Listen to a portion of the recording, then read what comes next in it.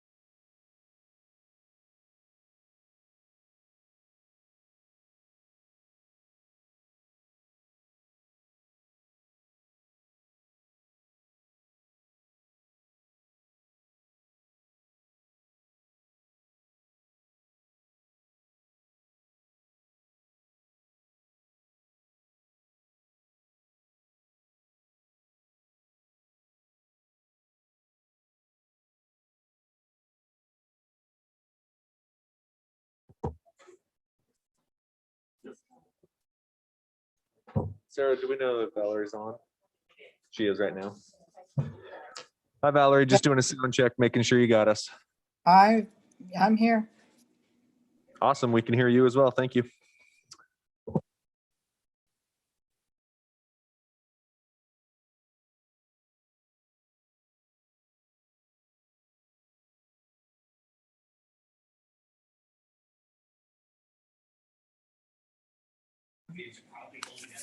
I just want to let you guys know I'm not avoiding you. I traveled about 10 days ago, so I'm honoring the 2-week quarantine rules, and I will be at the meeting next week.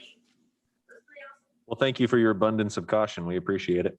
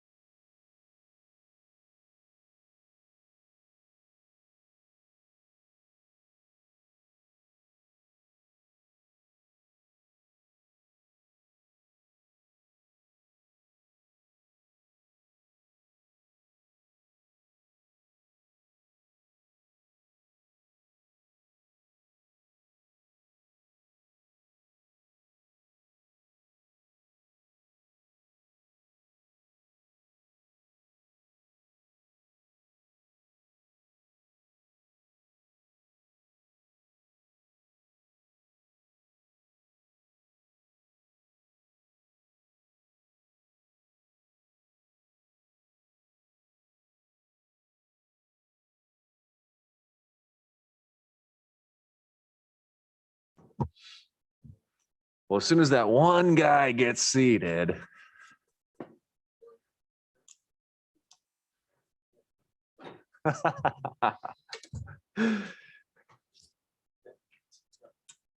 Right on time. Well, welcome everybody. I'm going to go ahead and call the special meeting of Thursday, February 4th, 2021 to order. Please join me for a flag salute. I pledge allegiance to the flag of the United States of America and to the republic for which it stands, one nation, under God, indivisible, with liberty and justice for all. Sarah, roll call, please. Mayor Eisenbeis, Present. Mr. Christensen, You did that on purpose. Here. Ms. Nelson, Here. Mr. Knox, Here. Mr. Mosier, Here. Ms. Duncan. Here. And Ms. Timshut. Here. Is there any correspondence or agenda changes this evening? Seeing none, we will move on to persons to be heard. This is for any item not on tonight's agenda, not to exceed 3 minutes.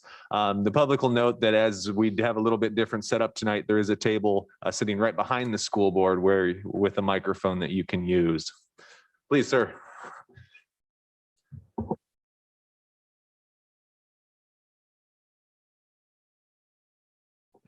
Good evening. My name is Richard Ween. When we were younger at home, we had chores at the house, and mostly I did the dishes because my other sibs really didn't want to do it. And that kind of set the course for my life, doing the jobs that other people really didn't want to do. But tonight, instead of, I'm going to not do the dishes, but I'm going to set the table. And things have been very odd economically in Southeast over the last year, and they've actually been tough. Overall, in Alaska, 20,000 jobs have been lost. Headline today, employment data shows double-digit declines across Southeast. Ketchikan lost 1 in 4 jobs. Haines lost 37%, and that's a decline over 12 months. Skagway lost a staggering 83% of its leisure and hospitality jobs. As an example, 592 jobs. were had in 2019 and 99 1 year later. It is very interesting that I think Sitka overall did pretty well, but in Denali district there, they rely on their bed tax, and it was as close to zero as you can get. Now we have another headline. Canada bans cruise ships for a year, taking another Southeast tourism season. And I know most people have heard that, but that's part of setting the table. And that has to do with the Jones Act, where foreign flag cruise ships need to stop in in Canada between US ports. Believe it or not, that the cruise lines contribute $1.3 billion to indirect spending and generate 23,000 jobs before the pandemic. Bottom line is that individually, it is estimated that each tourist spends $383. And so it is important that, that we understand here in Sitka that at least for another year, things will be enormously challenging.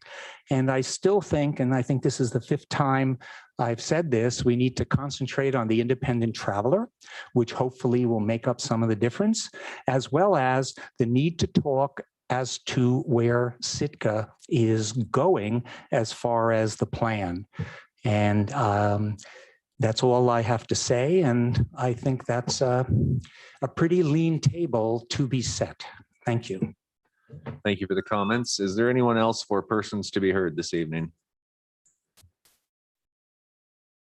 All right, seeing none, we will move on to new business. We're here tonight to talk about the local support of education to the Sitka School District for the 2022 budget and other issues pertaining to the financial support of educational related activities. So we are gathered here this evening with the school board. I'm hoping tonight to have a very frank, honest, and open discussion with the school board. I think everyone's well aware of the challenges that that both entities face, and I hope that we can move forward in a very constructive manner. I say a frank and open discussion because I know in years past discussions have been difficult and constrained, and I don't think that does the assembly, the school board, or the public any good, because at the end of the day, we all want to educate kids to the best of our abilities. It's just a matter of how we're going to be able to get there. So I hope that if the school board has difficult questions for the assembly, that they can ask them. And I hope if the assembly has difficult questions for the school board, we can ask those as well, all while maintaining a very respectful demeanor to each other. So with that, we will move on to a presentation from the city. We'll go through a couple slides here and then have an opportunity for the school district to present, and then some good open roundtable discussion between both entities. So thank you for joining us tonight, school board. Please. So this is just a very quick presentation. It's really to kind of remind you what it is that the assembly needs to do in terms of funding local education. Some of you are new to it, others we haven't talked about it for a year.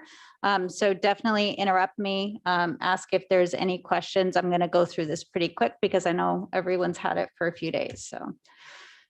So, you know, there's a few deadlines that are out there in, you know, various, some of it's state law, you know, some of it's rules, but by May 1st, the school board needs to submit a budget to the assembly. Within 30 days of receiving that budget, the assembly through the administrator needs to, in writing, inform the school board of what level of education for or funding for public education will be. If the assembly doesn't take any action, whatever is in the school district's budget, we would have to amend ours if there was a difference in there. So we just want to make sure that we're super clear on what our intentions are, that the school knows what we're doing. We know what the school is doing. It can get a little complicated in terms of, what funding is recorded in what part of the school's budget. Last year, the Assembly and School Board decided on an amount very early. That's really beneficial. It's one of the largest parts of our expense. And it's a very significant part of the revenue for the school. So it's critical for both of us to know it as soon as possible. And then just to mention, this has come up in years past, the school district does that they allocate our funding the way they need it to go. So even though we might be, what we're saying, we're funding to the cap, to the maximum allowable, in official reporting that may end up looking different. There's also the Assembly can, but does not have to inform the school in the letter that goes out how to use the funding and restrict it specifically. That's not something that we have done in recent years, but it is something that could be done. So just to run by, we've been talking about the cap, and I see I have a typo in here. It's the FY22 maximum allowable is 7.76 million. This is a projected amount from the state, and in some years that does change, but there's nothing that we know of at this point that we would expect that to change. Last year, the maximum allowable was $7,053,000, which when we set the amount that we funded the school last year, we actually funded higher than that. So, again, it's the schools, we didn't do anything wrong, and the schools will still not be reporting any more than $7,053,000 as the local support directly for education. One note is that Secure Rural Schools, as far as we know, has not yet been reauthorized. And in terms of the conversation today, for us, it would be very helpful to know the wishes of the Assembly, but we can't appropriate that money until we have the revenue side in, until we know that that's going to happen. So what we have here in the chart, just listening to our last budget meeting, we definitely heard conversation of funding up to the cap. And so we just wanted you to see kind of what the difference is if we moved, what's in our existing budget that has us around a deficit of 1.5 million. If we increased funding to the cap, we'd be looking at about a $1.9 million deficit. So I think that's about it. I think you have this motion here. This is what the motion would look like if we were doing the funding to the cap scenario that was on the previous slide. So we have the total amount, and then we break it up in monthly disbursements, as well as school building reimbursement for maintenance. And then in the past 2 years, we've funded $57,000 to pay for utilities at the Performing Arts Center. And I guess the only other thing I'd add in terms of school funding is that we don't know yet where the state's going with the school bond debt service reimbursement. If it were to be completely eliminated, we would probably have to subsidize that fund in FY22 to the tune of, around 150,000. Great, thank you. And Amy, good evening, welcome, and the floor is yours.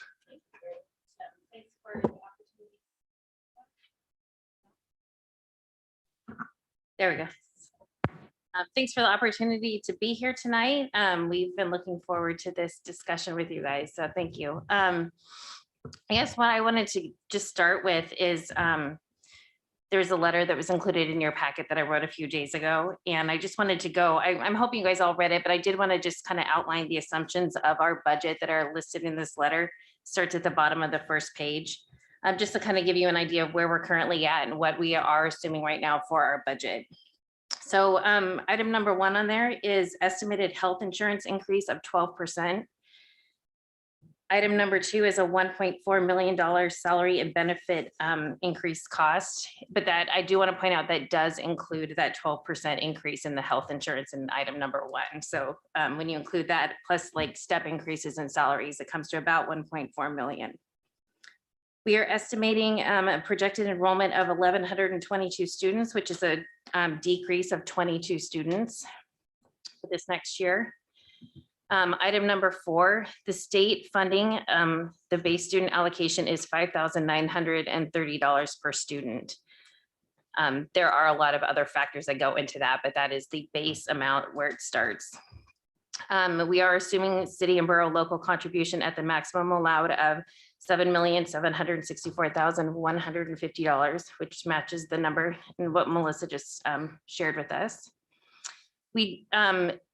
We received a grant. We don't actually have the funding yet of $553,000 for CARES Act funding. But then item number 7 on that is we are hoping to use that for summer school over the next 3 years. And then we are also anticipating that we'll have to use some of our unassigned reserves to balance our budget. And the way it is right now, without making any adjustments, our expenditures are $21.2 million.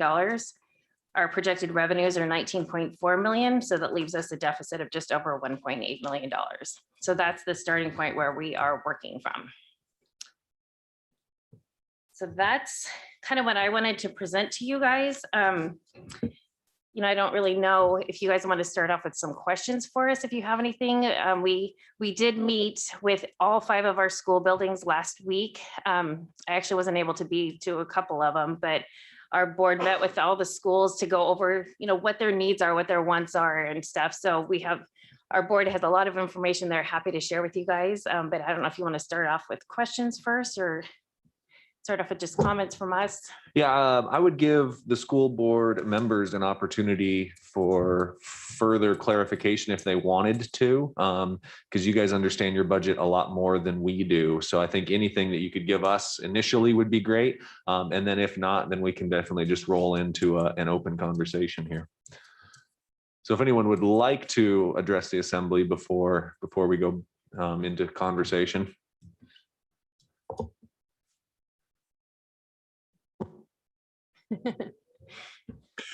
Sure. Thanks. Thanks for being here. I just wanted to thank each of you for your service. I know that we're coming into probably one of the most challenging years, if not the most challenging year that any of us can remember. And I know that we're all here because we care about people of Sitka and the students and children of Sitka. So it's important to remind ourselves that we're all playing on the same team, I think. So we did hear from the schools. We heard a lot from the schools, and I don't know exactly how to boil that down the most. Staff has done a great job in a difficult year, and but things are unclear. We don't know what the effects of this year are going to be. We don't know what next year is going to look like. There's certainly a lot to say that maybe summer school and some additional things are going to be necessary to sort of hold the line of approximately where these developmental windows are for children. One of the things I think I'd really like to point out is when we were closed, when we were in red, we received a lot of outreach from people. And across the board, people were really concerned about, the well-being of the children in this town. And I think people spoke really, really highly of how much, not only does that affect individual households where these children reside, but also, it affects the entire community. So I would hope that we could keep that in mind as we move forward, that it's not just, I mean, it's super duper important for each of these students individually, but it's important for the entire community. So I hope that we can sort of take that view and kind of circle back there to see what the best choices are for this next year and beyond. So thank you guys very much for your time.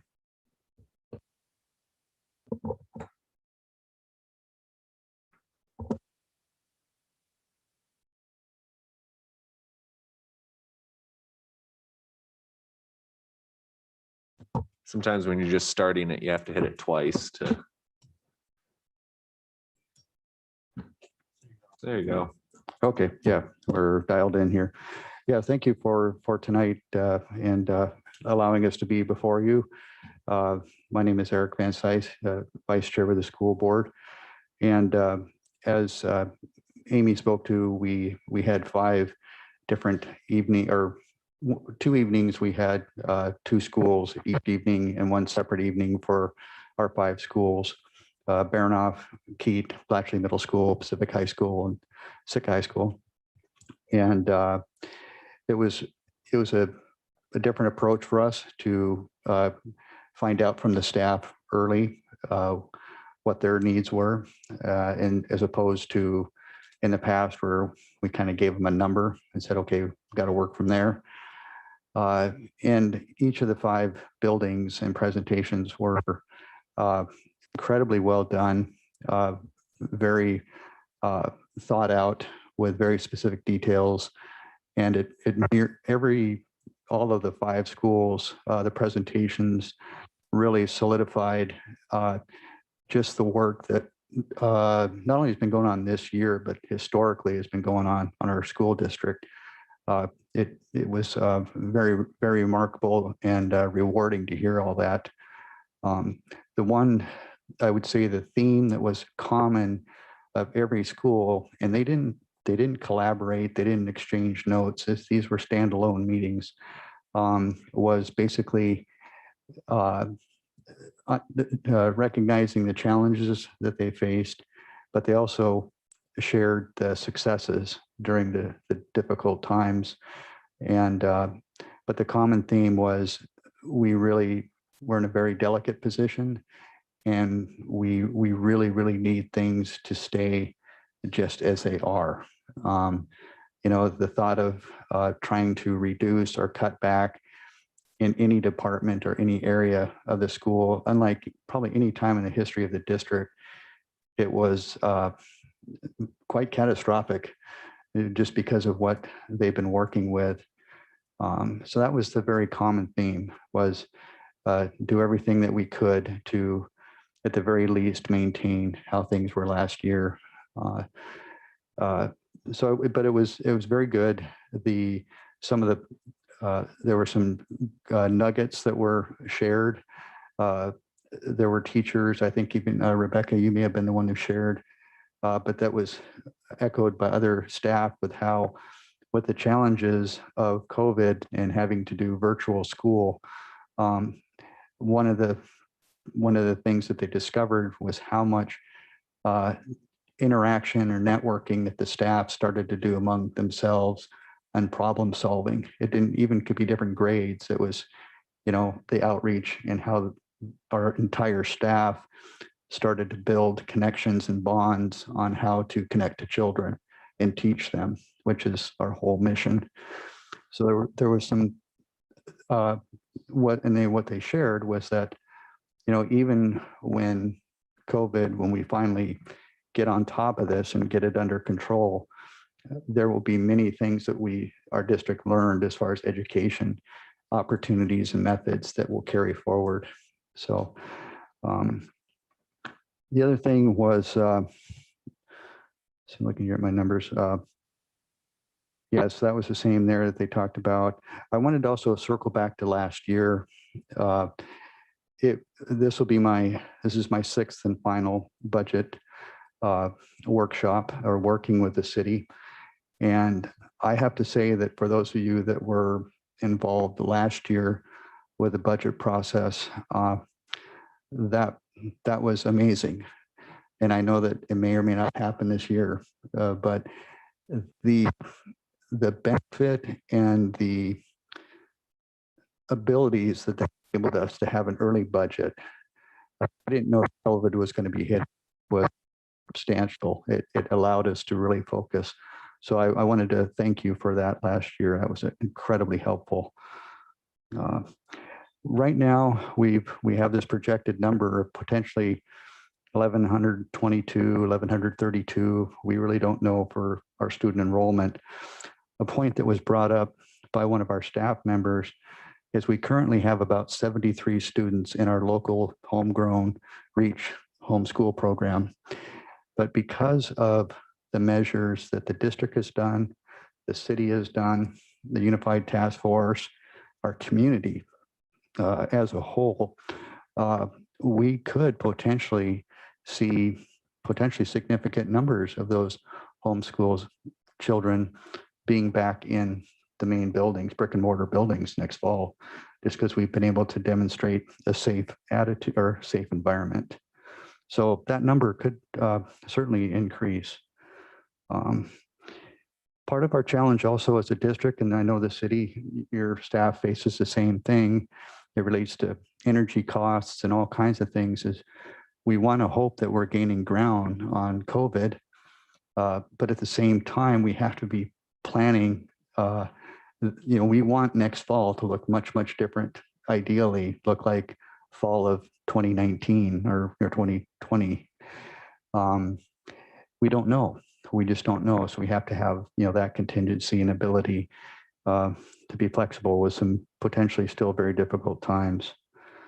And lastly, a couple of things, and I'll finish talking so that we're not here all night. When I look at what's going on around the country and the world, medical facilities and healthcare workers and anybody related to that industry, everything because of COVID is there's a big focus. There's funding and or there's efforts to fund, and I would like us all to think of our, not only in Sitka but across the country, think of public teachers and staff and support people. They're the same as a medical provider, essentially, just in a different format.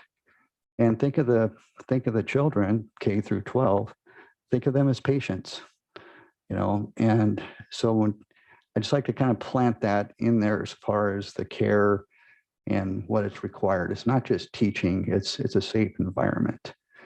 And I'll finish up with something that, again, I think, Rebecca, you correct me if I'm wrong, you may have stated, I'm going to borrow it with your permission, is when we look at this number of 7,600,000, or the big dollars amount, and I do this myself. I say, okay, the district costs the city this much, or there's this much money that we have to set aside for the schools.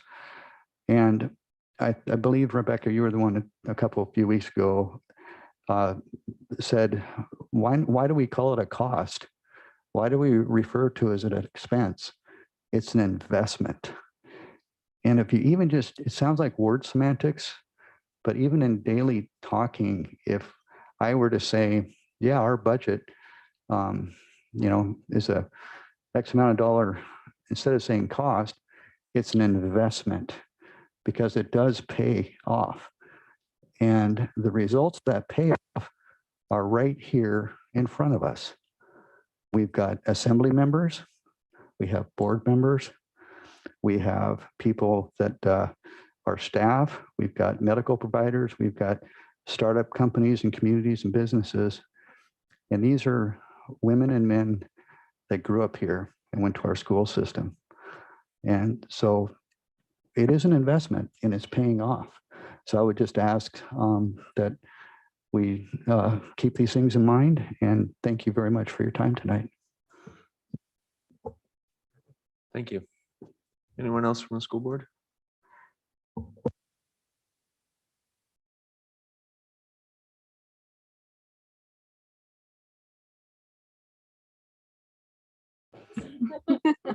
It's just Very the good. initial startup. It's always difficult with them.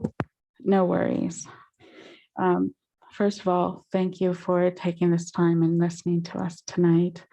I'm glad to be here with you, and I'm proud to be a guest here on Tlingit Ani. With that being said, the school board did spend a considerable amount of time listening to our educators and our schools throughout these last few weeks. And the resonating reports that we have heard is that they are already at their bare minimum. They are already skeletal.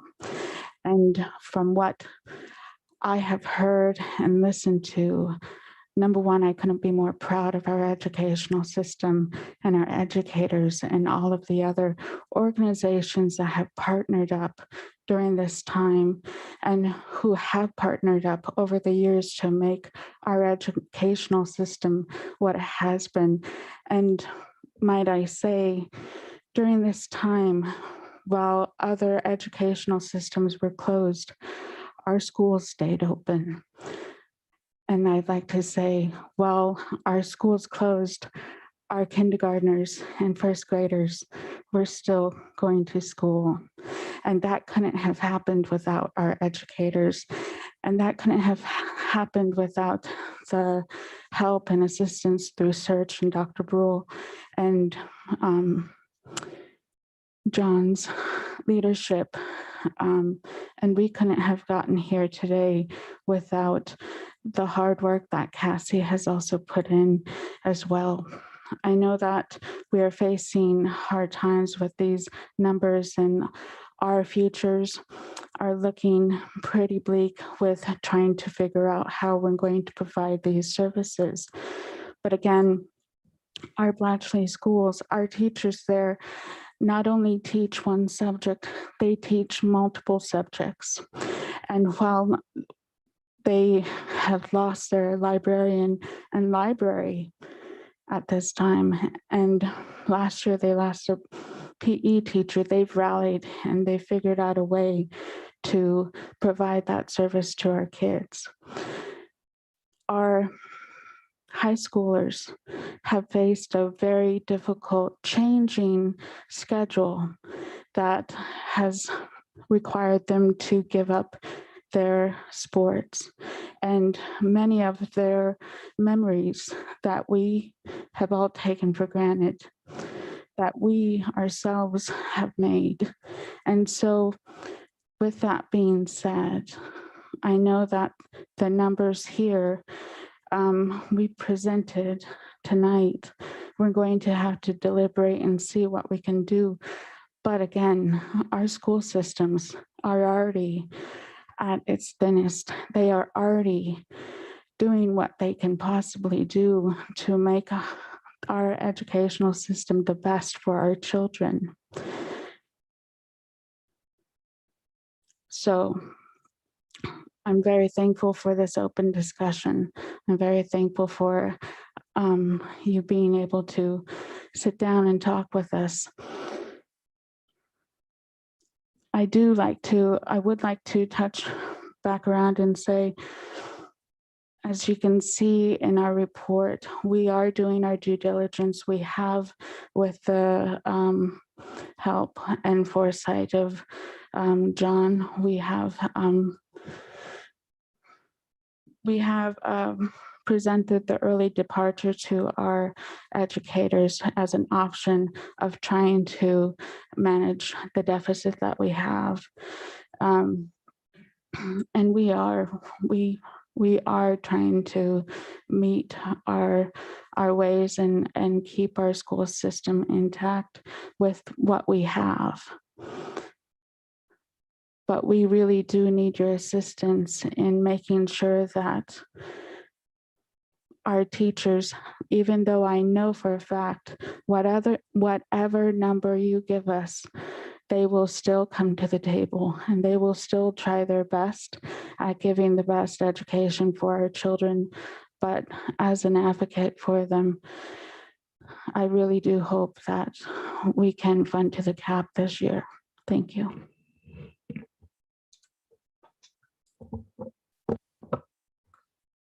I turned my mic on earlier, so I don't have to, power it up. Good evening, everyone. I'm Andrew Hames, first year school board member. It's really exciting to be here, finally meeting with you all. Thank you to my fellow board members for great recaps. And this is a passionate topic, and it's really easy to lean into feelings, and but that's the nature of what we're talking about. The budget talks with the various schools that we had, there were 5 of them. And it wasn't until we started getting near the end of them that I realized what the goal was. And because teachers even came in, and students would testify, and former teachers of the school. It was really tough conversations sometimes. But what I heard was a history of decline, as far as longtime teachers talking about how long they've been in the district, and every year it's looking at what can we take away, never what can we add, and hearing the things that have been lost over the years just through regular budget trajectories was difficult to think about and to come to grips with.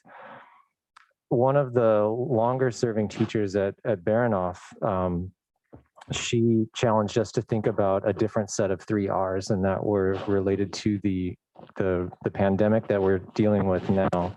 And those are relief, recovery, and rebuilding. And she argued strongly that we are still in the relief stage of this with our students and with our faculty. We heard so many amazing stories of the amount of adaptation and improvisation that teachers have had to deal with to continue to meet with students every day. And it's very inspiring.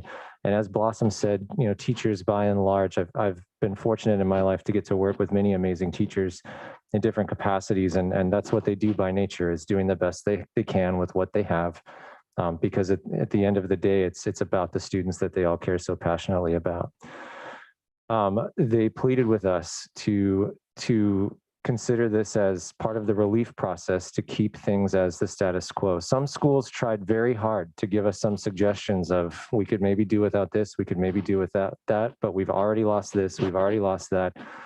It's heartbreaking to think about, how this is going to affect our student body if we have to make more cuts or reductions. And as Eric said, quoting Rebecca, thinking about this as an investment, not just in students, not just in, jobs in our community, but the spider web effect of how many families this affects, and how many families come to depend on schools as a way for them to work their jobs, and for a way for them to make their own contributions to our community.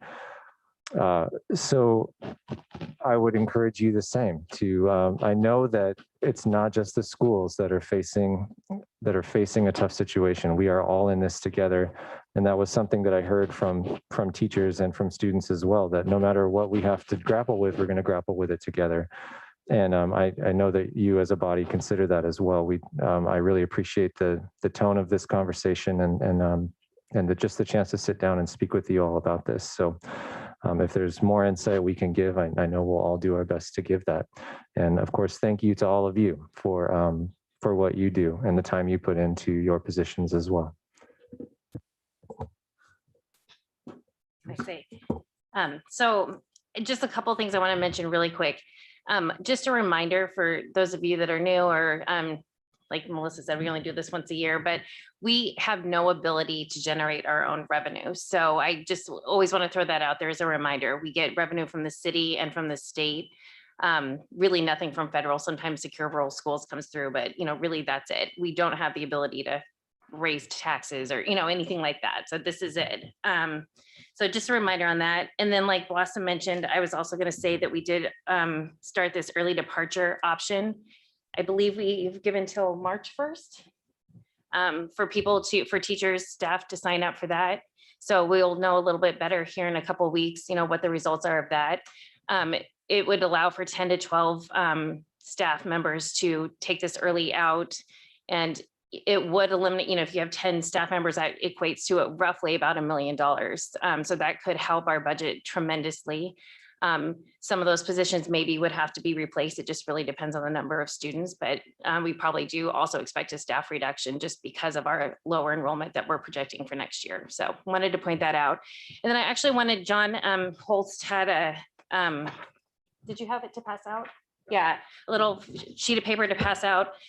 Just things change daily, and he's meeting with our admin team on a daily basis and talking about other ways that we can look at, reducing our expenses. So I wanted you to know we're not coming to you without saying, having these talks amongst ourselves about how we can do this. So John has some information on that too, and some ideas that they've put together. And he did pass that out to Oh, us. you so we did have it. already? Yep. Oh, okay, perfect. Did you want to speak to it though? I can, if you'd like to, yes, please.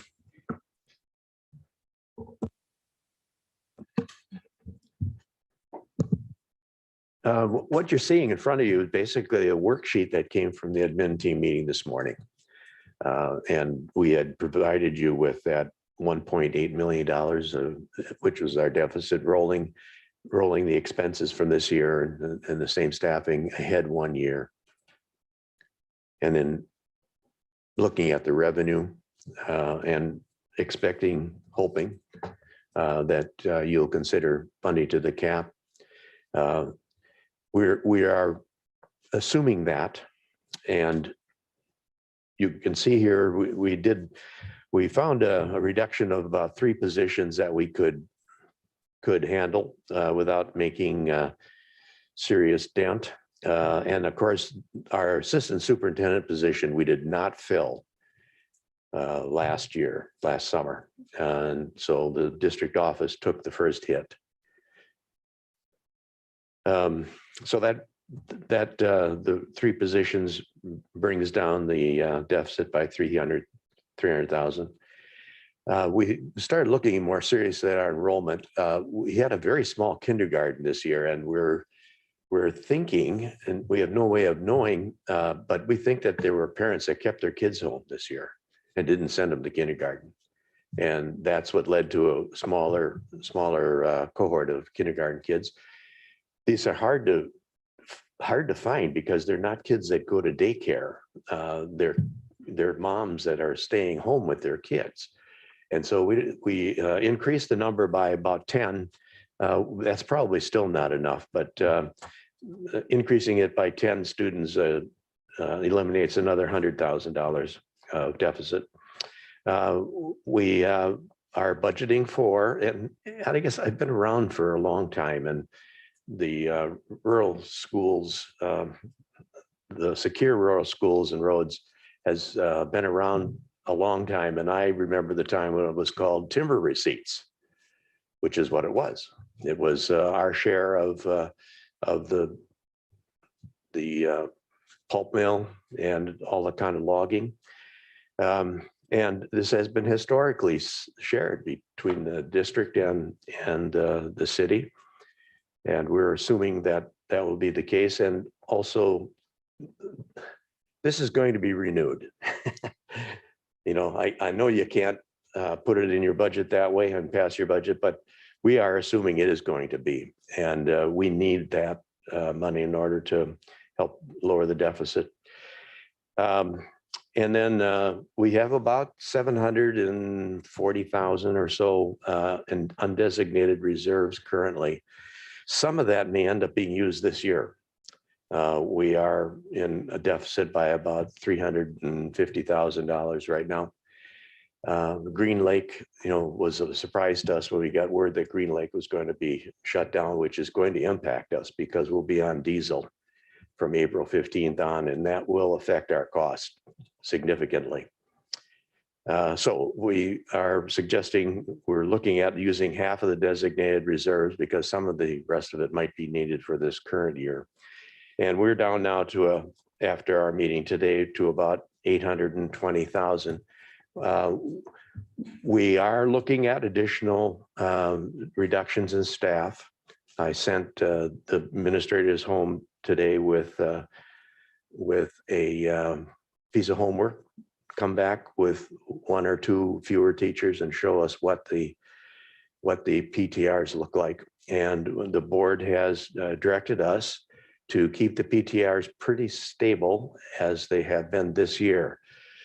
I guess one of the things that none of the board members mentioned is that that was a really high priority of almost every staff member that spoke and every parent. And that the low PTRs are the thing that distinguish our school district from a lot of others. And that people really appreciate that and are willing to pay for it. So we still have a way to go with 800,000. We do have places to cut. We're hoping that the early out will bring about the departure of people whose salaries perhaps are a little higher. I think in the final analysis, most or not all, but most of those positions are going to end up being filled simply because we're down to the point where just saying we're going to get 10 people to resign and then we're not going to refill any of those positions just isn't going to be possible. So we're hopeful that that will narrow that gap somewhat by that, and we'll have to look at other reserves. I know that we had a discussion with Mr. Leach about our reserves, and there are some places in there that we could have a discussion about how we could work together, and it wouldn't be an actual cost to the city. So thank you, and thank you for your service. I sat where Crystal is sitting right now for about 28 months at one time, and I understand how it feels. Thank you. When you started to say 28 there, I went 28 years. Wow, that'd be quite the tenure. Yeah, So 28 months. Did I 28 say years? months. Good. It sounds seemed like much better. it was during an era where it probably seemed like that. Well, great. Well, thank you everyone for your presentation. You know, we can feel how heartfelt it is in each of your presentations to us, that we need to do the best by the children, and we need to put our best foots forward. So for the assembly, typically I don't start out conversations. I like the assembly to do it, but tonight I think I'm gonna take the liberty and start our conversation tonight. I want to remind us what we're here for, the two overriding goals that we should have an answer for tonight, but it doesn't mean that we have to. And that would be the splitting of secure rural schools, the potential splitting of how we want to handle secure rural schools if it comes forward, and then the potential funding level for the school district. I do agree that last year's budget session with the school district was fairly simple, straightforward, and honest. However, I think it was a little bit easier times to be able to fund to the level that we did. So that was very much appreciated on both the city's side and the school district side, because they can make plans going forward. So if we could come up with an answer of a solid-ish, and I say solid-ish funding level because obviously news has broken today that it doesn't look like we're going to have a cruise ship season. I believe a cruise ship season is fairly impossible now. So that's going to be a chunk out of the city's revenues. And I haven't had enough time to go through our projections to digest exactly what that means for us. I came into this meeting tonight prepared to listen to assembly arguments and prepared to potentially give the full ask. You know, and I understand why the school board comes forward with a full ask. I think you'd be derelict in your duties if you didn't. You need to find the max amount of revenue, definitely. So with an unknown and such a recent unknown, it's going to be my goal tonight to try and give you the best that I can. I can't promise a solid funding level tonight, unfortunately, from myself. And that's just because I haven't had the time to go back through our presentations and see where we truthfully sit. I can easily say for myself, this is not the assembly, this is just where I sit right now, that at a bare minimum, I'm at a flat level from this year. And that's without cruise ships, without me even looking at our numbers, flat funding. I believe if we start our conversations there. That gives us some room, it gives you guys some room, and it gives some opportunity to start building budgets. It's not ideal, but it's a starting point for my discussion anyway, and excited to hear what assembly members have to say as well. Throughout the discussion tonight, I'd like it to be fairly free flowing. I don't necessarily need to moderate this discussion, I hope. Hopefully we can talk amongst ourselves, we can talk with the school board, we can ask questions as needed. And I don't want to have to, well, moderate it, as I said earlier. But yeah, if the assembly has anything for the school board, please jump in. And Valerie, I'll call on you just to see if you have anything first, so I don't forget that you're online. I do, but I would reserve my time until later. Thank you. Okay, yep, just let me know. All right, thanks everybody for being here. Yeah, hard times to have these discussions, obviously, but I just had a couple of questions about some of the assumptions that you have in the budget or in the overview, and then just kind of some historical questions, I guess. The one that I have, the first question is about the health insurance increase at 12%. When it's health insurance increases always tend to be hefty, and then when you have such a high piece of your budget is all about staff, it ends up to be a really big number. But that 12% is that's big, but it's also seems to be quite a bit more than some of the past couple of years. Do we have a good sense at this point that it's going to be 12, or is this already a negotiated increase? So we don't have firm numbers yet, and we typically don't have those till, I want to say, around May. So it takes quite a while. The reason the last 2 years they actually were low. And that is because 2 years ago, the health insurance provider came back and gave us, I believe it was a flat rate, if I'm not mistaken, but then they also gave us 2 months free. So we ended up with a huge reduction in the rate that year. And then last year, I believe it also stayed flat with 1 month free. So this year, if nothing else, even if the premium stayed flat, we're going to have, what's 112? Math person. We're gonna have, that much increase automatically just because we will have 12 months of premium where we've only had 11 or 10 the last 2 years. But they are telling us to expect an increase in the premiums above that monthly allocation. Does that make sense? Yeah. Okay. I mean, that's an unfortunate thing to hear, obviously, to not have any, much wiggle room. It doesn't sound like there. That's going to hurt a lot. Correct. I guess so. The other question I had was about the CARES Act funding, that 553. Is that out of the new round, or is that out of the previous round of CARES Act? That is a new grant. It's just a new grant. It's a So new is that out of grant. the first round of CARES Act funding? No, it's separate from that. Oh, it's separate from that. Correct. So do we have any assumptions about or any intel about what this new round of CARES Act funding that was previously passed, or that was most recently passed, I should say, what support for schools looks like? Because they said there was going to be support for schools within that, but it was kind of left out there, undefined. Do we have any sense of what that's going to be like? This is basically a 3-year grant. We have 3 years to spend the money, and it has to be spent specifically on things that are impacted, how the district's impacted by the pandemic. It has to be connected to that. Right now, it's pretty easy to make the argument that summer school is a good use of it. There's other kinds of air handling systems being upgraded. Things maybe of smaller amounts could be used for that, but it has to be connected to the pandemic somehow.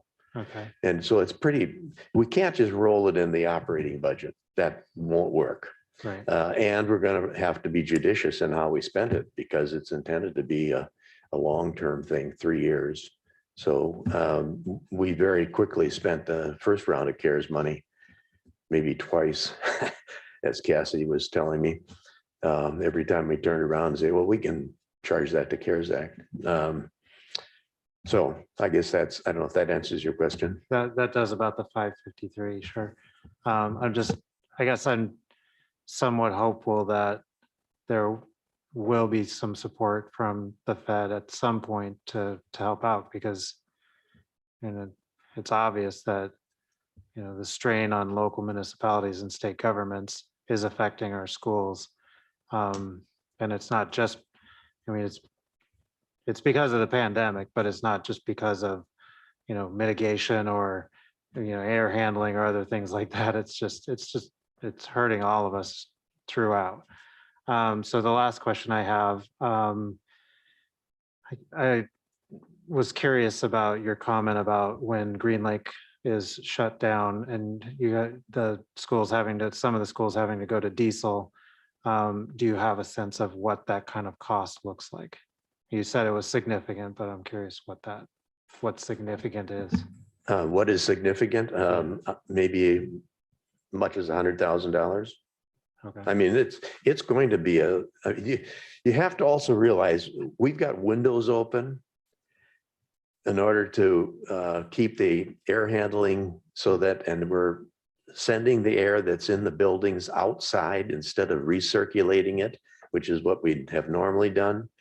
So our heating costs have actually been pretty good because it hasn't been very cold, except for the last few days. So, if we stay with a warm winter, that has a huge impact on us. And the air handling, putting the air out and heating new air coming in, that's an expensive proposition, but it's also one of our mitigations. And probably one of the reasons that we have not had the transfer of the virus a single time that we're aware of inside of our buildings. We're pretty proud of that.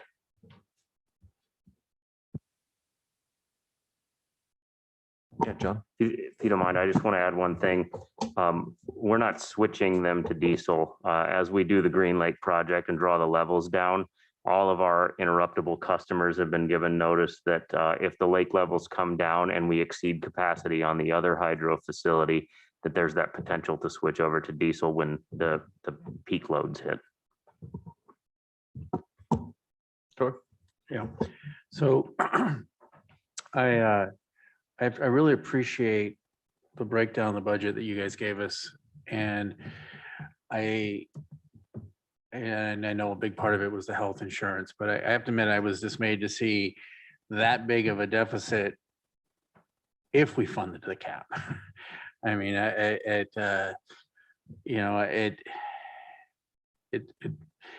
it's just, I don't think we can really cut our investment to the schools and have them have that big of a deficit. I mean, if we're already, even with the extra cuts that John was looking at, another, 800,000, even if we're at the cap and with the losing 3 positions. And so, our investment to the schools is one of the core responsibilities we have. And I know other people in the assembly are kind of sick of me saying this, but when I was first on, school budget was easy. What's the cap? Okay, next. And I think that we need to have that mindset because it is an investment. On the plus side, I mean, I've followed the news pretty closely, and I think we're going to see a stimulus package pass this week. A big one, whether you agree that it's a good idea or not, I think it's going to happen. And in that is significant amount of money for cities and states, which hopefully we'll get our share. And I think that, again, nothing is certain, but everything I'm saying is that they're going to push that through. And Mr. President Biden has said, was one of his core promises, and they've got the votes to do it. I think Sitka is as well-positioned as any other city in Alaska to weather the loss of the big cruise ships. I mean, we complain mightily the fact that they stopped coming here so much because they went to Disneyland North, otherwise known as Huna. And so consequently, we didn't get as much money from them as other cities. But we do have a robust charter industry. We have a robust independent travel industry. We have small cruise ships that I think are going to be running at least somewhat. We also have a COVID response that has been as proactive as any. And our numbers show that even though we're not in the low anymore, we are still in the moderate and seem to be holding. And we've got high vaccination rates comparatively. So, I think the forecast that the finance department came out that was kind of a middle road, lower in the beginning, a little better later in the season is still probably pretty good. Just because if for no other reason, big cruise ships aren't as big a picture part of our pie as say Juneau or Ketchikan. So I'm not say comfortable is not the right word, but I am committed to going to the cap. And so I'm sure we'll be, when it comes time, that's how I'm planning on voting.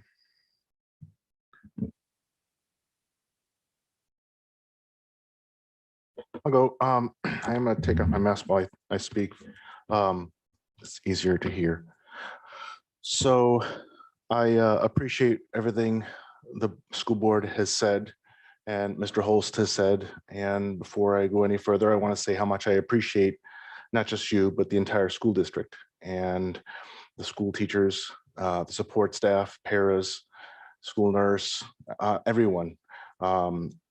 There's a lot of work that goes into that. I have a little taste of it because I was a para once upon a time many years ago. But I know it has since changed. It's just everything always gets a little bit harder. And I think something that you said, Mr. Holst, rings true is that we should be proud. You guys, you folks should be proud of what you've done. It has, as you said, when COVID started, you said we're basically not going to please. Everyone will be a little bit happy, but no one will be perfectly happy. And so we've found a balance that is acceptable. And I am very, very grateful for that. So having said that, I'd like to try to divorce ourselves from the emotional part of it. And I'm not trying to be mean or disrespectful in any way. When I got wind of last budget meeting that the possible request kind of took the wind out of me a little bit. And I'm trying to say this nicely and not sound cold-hearted, but the fact is the state says we can spend more, but they're not giving us more money for it. Enrollments are down, but we're being asked to fund a lot more money. The cruise ship industry, yes, it may, without the cruise ships, full robust cruise ship season, it may not be quite as bad as we think, but it's not going to be as good as we thought. So the last budget meeting we had 2 weeks ago or a week ago, it's now even worse. And I was okay. I'm okay right now with a flat funding and 50% of a 50% split of secure rural schools if we have it. And I'd like to kind of put the perspective here. Some people would like cuts, and that's not even being discussed. And I don't want to discuss that. I think we should stick with what we did last year. I know that seems just the easy way out, but it's the most pragmatic thing. That's my opinion. I know this is very difficult, and I don't have any answers for where that money would come from.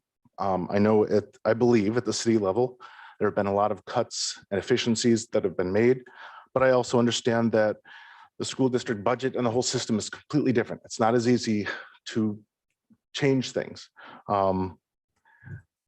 So I could go on and on, but the bottom line is we have less students in, and this just because the state says we can spend more. If they were giving us more, that would be one thing, but they're not giving us any more money. And so we're getting less money all around in the city just because of the situation and being asked to spend more. And, I'm not trying to get politically because this is a political position, but, I try to represent everyone, not just people that I agree with, right? I try to compromise and listen to what everyone has to say. I think I accomplish that some of the time. And I have heard quite a few people that feel frustrated by this large possible ask and the fact that, I know it's easy to say, well, if we didn't give here, we could have more better roads. It's an easy thing to say, but the roads are starting to look kind of yucky. We have kind of put things off. I mean, I've definitely supported kicking the can down the road for some of these capital projects. But I think it's time that some of these things might need to be filled. We have to have safe roads. It's very important.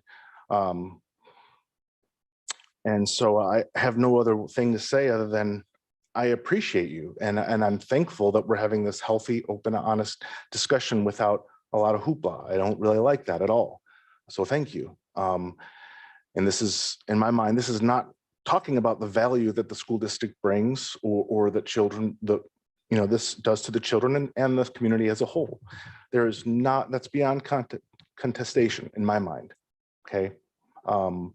This is about, we have to make this equitable and palpable for the whole public, for everyone.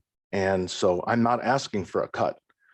I just trying to get perspective there. I'm asking to fund what we funded last year, and then split secure rural schools if we get it. I think that's fair. I think that's a very fair thing. I know it's not easy, but I think that is the best option right now. Thank you. And seeing how it is a little past the top of the hour, we'll go ahead and take a little break because I think we're going to be here for quite a bit longer having a conversation. So take 5 minutes or so and we'll come back.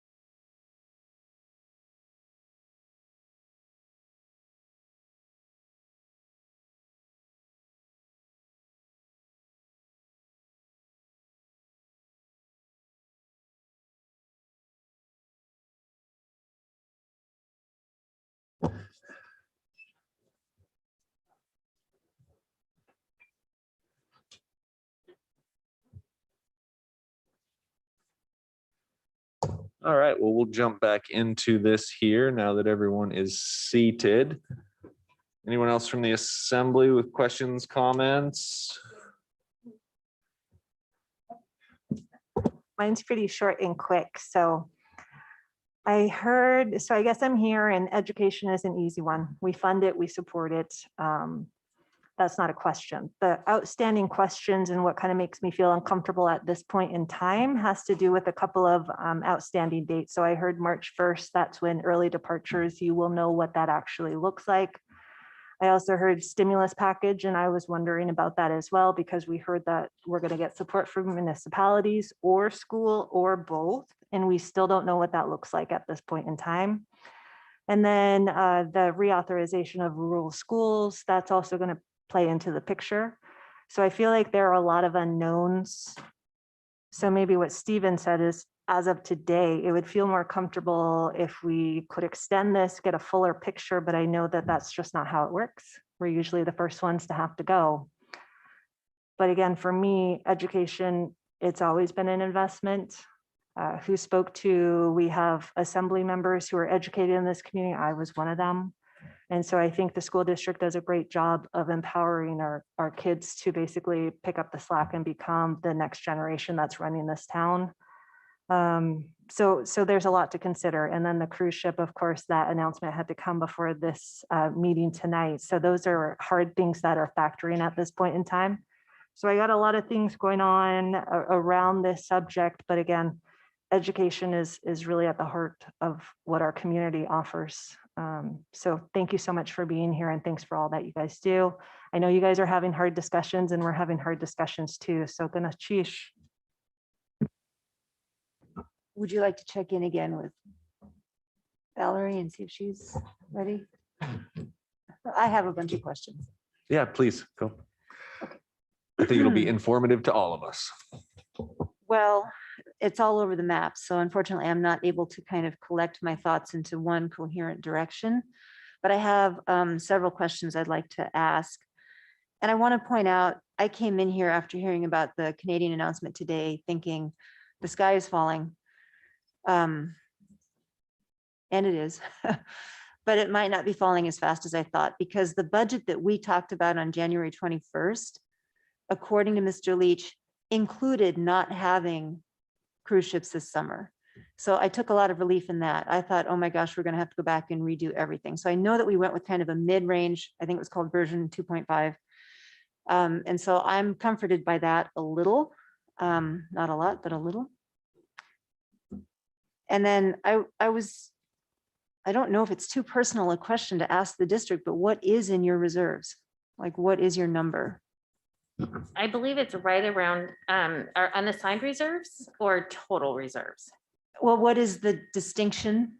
And I might ask John to help out with this, but some of it is money that's in reserves that's already committed for salaries and stuff, you know, because we don't get receipts from the city and the state, I believe 2 or 3 months out of the year. So we have to have money in reserves for that.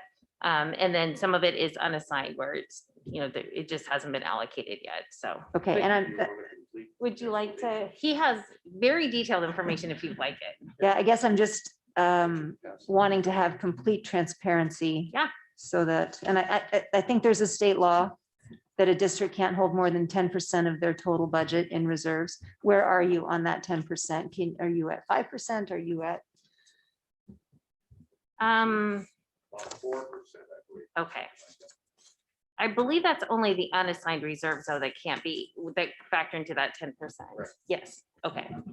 So it'd only be that 700,000, and our total budget's in the ballpark of close to 19-20 million. So okay, I'm not that fast at my math. Sorry. No, that's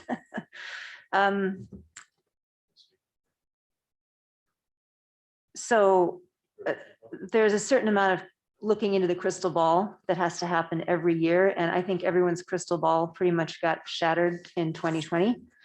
And so it's just harder and harder to get a crystal ball that works.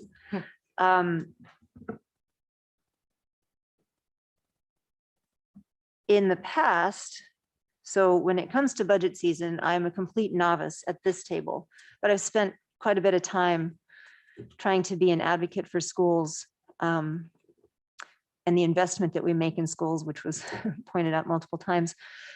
In the past, secure rural schools had a schedule of, we're going to give this much and then this much, and then we're going to phase the program out completely. And I've heard that more than once, but it was always on that same plan. And then at the phase out completely time, it was reauthorized. And so Mr. Holst says it's going to be there. We're sure it's going to be there.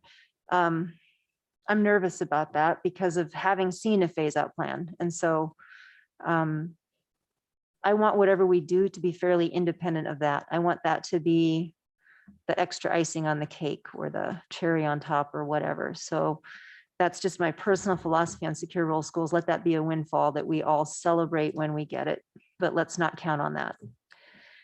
And then there was a comment made about homeschool. I just want to clarify the difference between our usual reach population of 15 to 20 kids and this year of nearly 80 kids.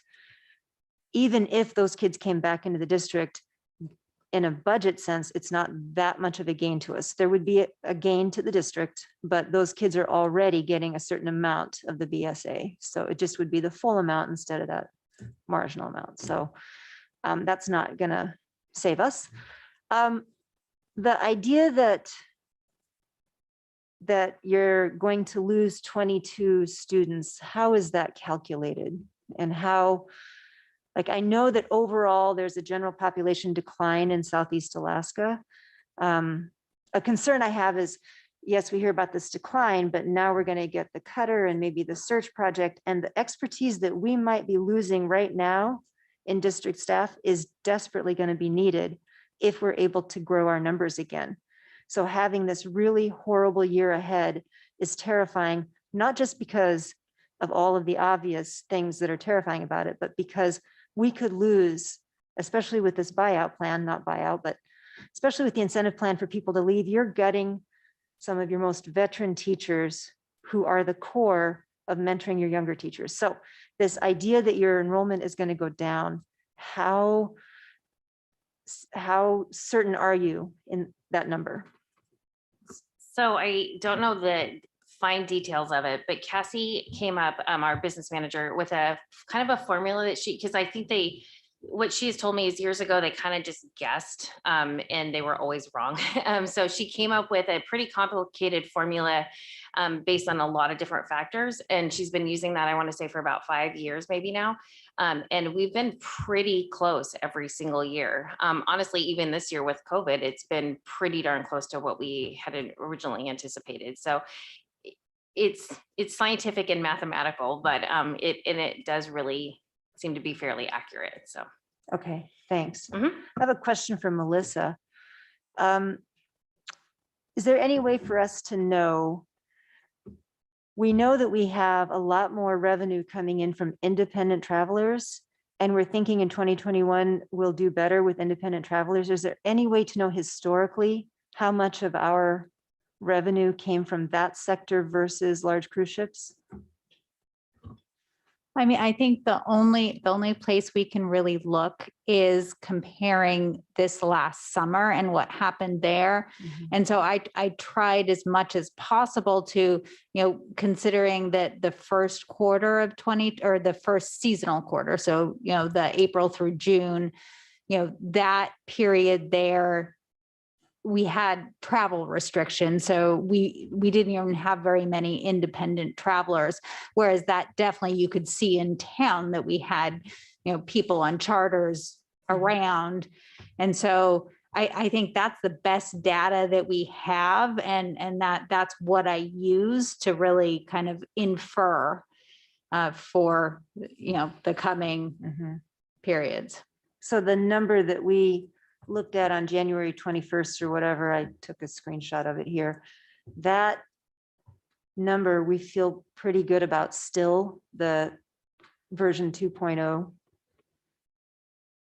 I think if independent travel is strong, we're probably pretty close. If we see, which we're hearing that, places are getting booked up, if we're seeing kind of the result of people kind of wanting to come, they would have done a cruise, but instead they're going to do the independent travel, then, this is where we really do need a working crystal ball. It's very difficult, and it is definitely a lot more of a guess than it usually is.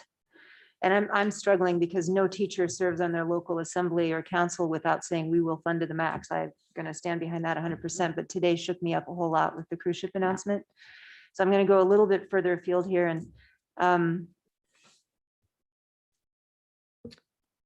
well, maybe I won't. Okay, so I wanted to go back to what Mr. Knox was asking about with the new CARES Act grant and the idea to use that for summer school. We know the idea behind it is to address learning loss. That's a great goal. But in my study of that, I've found that there are 15 different uses for it, and it's not restricted to something like summer school. So how was that decision arrived at? Was that like the principals decided, or? We have not yet received the money. We've been told what the amount will be. Mhm. We really had no discussions about how to spend the money other than giving examples. What can it be used for? It can be used for summer school if we choose to. If we choose not to, we can use it for something else. So, but there is quite a long list of its uses. A whole bunch of them, though, don't have a whole lot to do with direct instruction. It's pretty limited in that way. So you have to be pretty creative to find a way to get it into teachers teaching kids. And summer school you can't supplant. It's got to supplement. Mhm. When you say it can't supplant, so it can't be used to fund a teacher in the next year, in the next. school year. Correct. Yeah. It is limited in its use.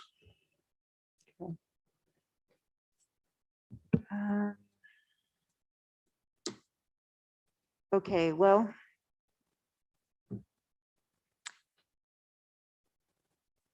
I think it might be stating the obvious to say that the goal has to be the cap.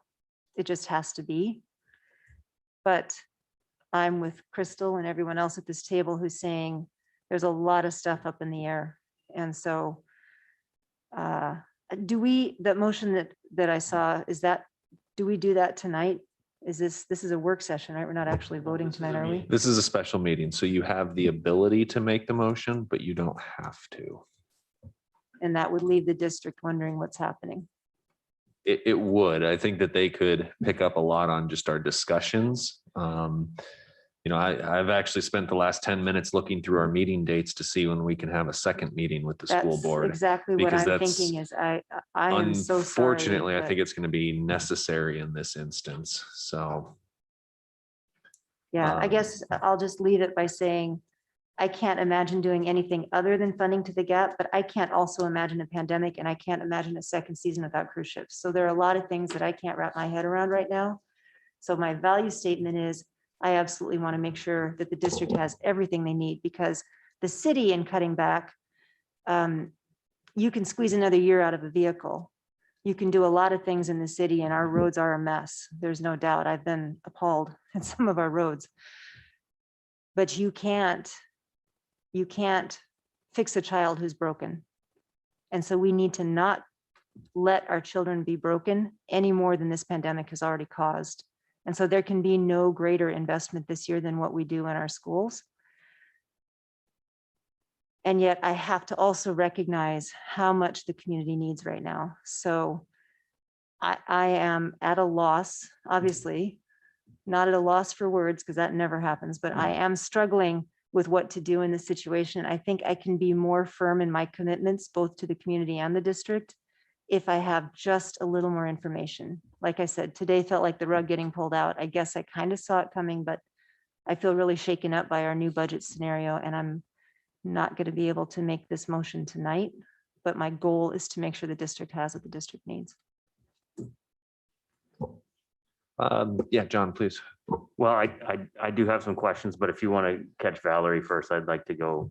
I want to let all the assembly members speak first. So if you want to check in with her, that's. Yeah, Valerie, if you'd like. If not, we can have John continue. I don't have questions, but I do have comments. I wonder if we've got to the point where we no longer disclose potential conflict of interest and we no longer adhere to ethics. We have 2 assembly members that took part in deliberations and debate without disclosing. And I always was taught that at every meeting, it was necessary to do so and the chair would rule on it. If I missed something, I apologize. And if I am misinterpreted the law, I really superly apologize. But I'm a no vote on funding now to what the school district is asking. Not that I don't appreciate education. I was one of Sitka High School's graduates and not at the top of my class, but I did okay. And I had some awesome, great teachers. But I think it's totally irresponsible to continue on this path of giving more than what we gave last year, when, especially in light of the fact we learned today that we're not going to have another cruise ship season. My husband and I have had, we're on fixed incomes. We have businesses. We've had to try to help our customers or tenants and have subsidized rent. And it's just irresponsible to vote yes on this. Thank you. John. Thanks, Mayor. I'm going to take this off just to speak for a minute here. So I thank you for being here, and I completely understand the position you're in, because Melissa and I had to sit at that table just a few weeks ago and kind of do the same thing you're doing right now. And I understand the difficulty of you kind of build your budget after you hear what the revenues may or may not be, and whereas we try to project our revenues and build a little bit of a different cycle, but I think we're all getting at the same goal here. And I'm trying to, I shouldn't call it a new paradigm, but I'm trying to change the way of thinking with some of the city staff when we come forward and present our budget.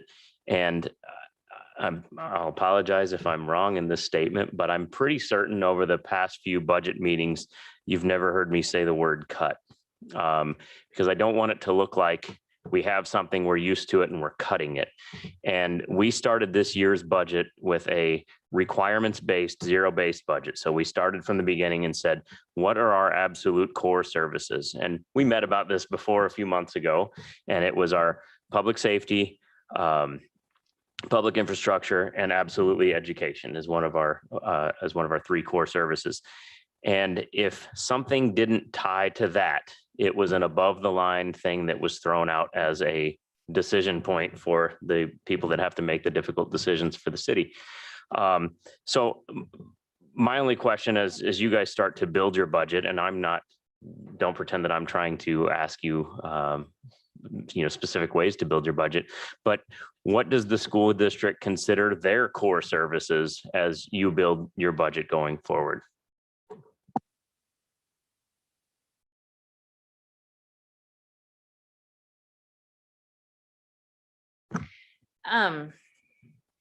Boy, our core services, that's a tough question to answer. Like Mr. Holst said earlier, the school board unanimously turned down a higher PTR, a pupil teacher ratio, 1 or 2 meetings ago, because that's one of our core values, is having small classroom sizes. And so again, I think Kevin alluded to this, the majority of our budget is staff, and it's the people that it takes to operate the classrooms. So, but when you talk about what is in a classroom, it's the small student size.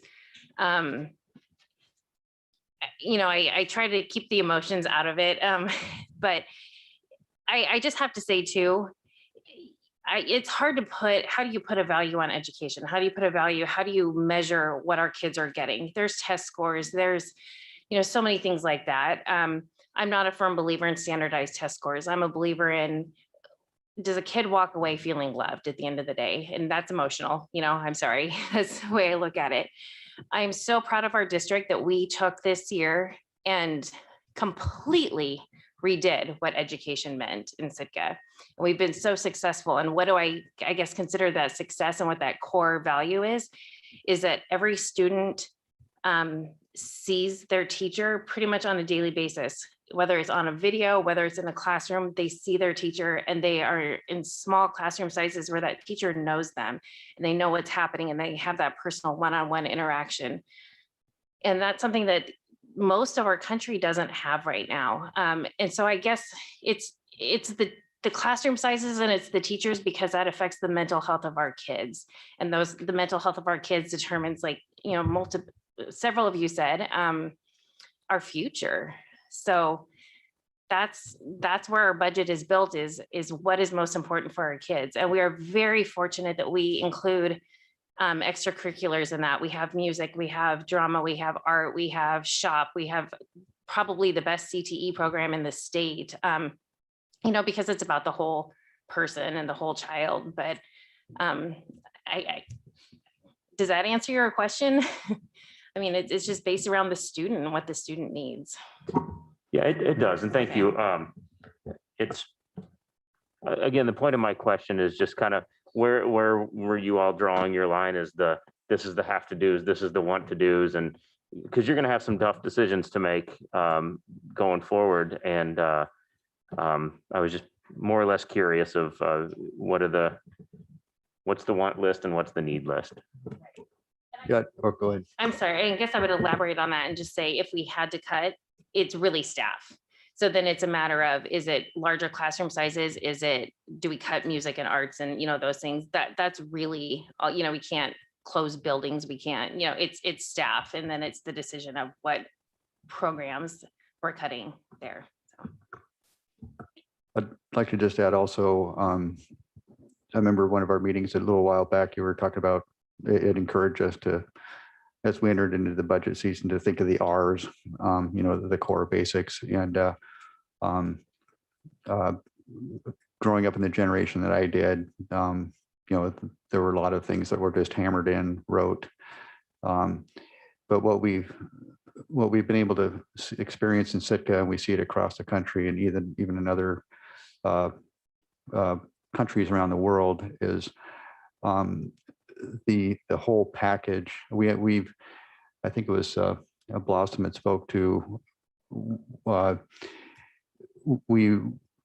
we have as a district left no stone unturned, and our staff and our administration and people look at, they get feedback from the public, from the city, and people like, okay, well, we have this program.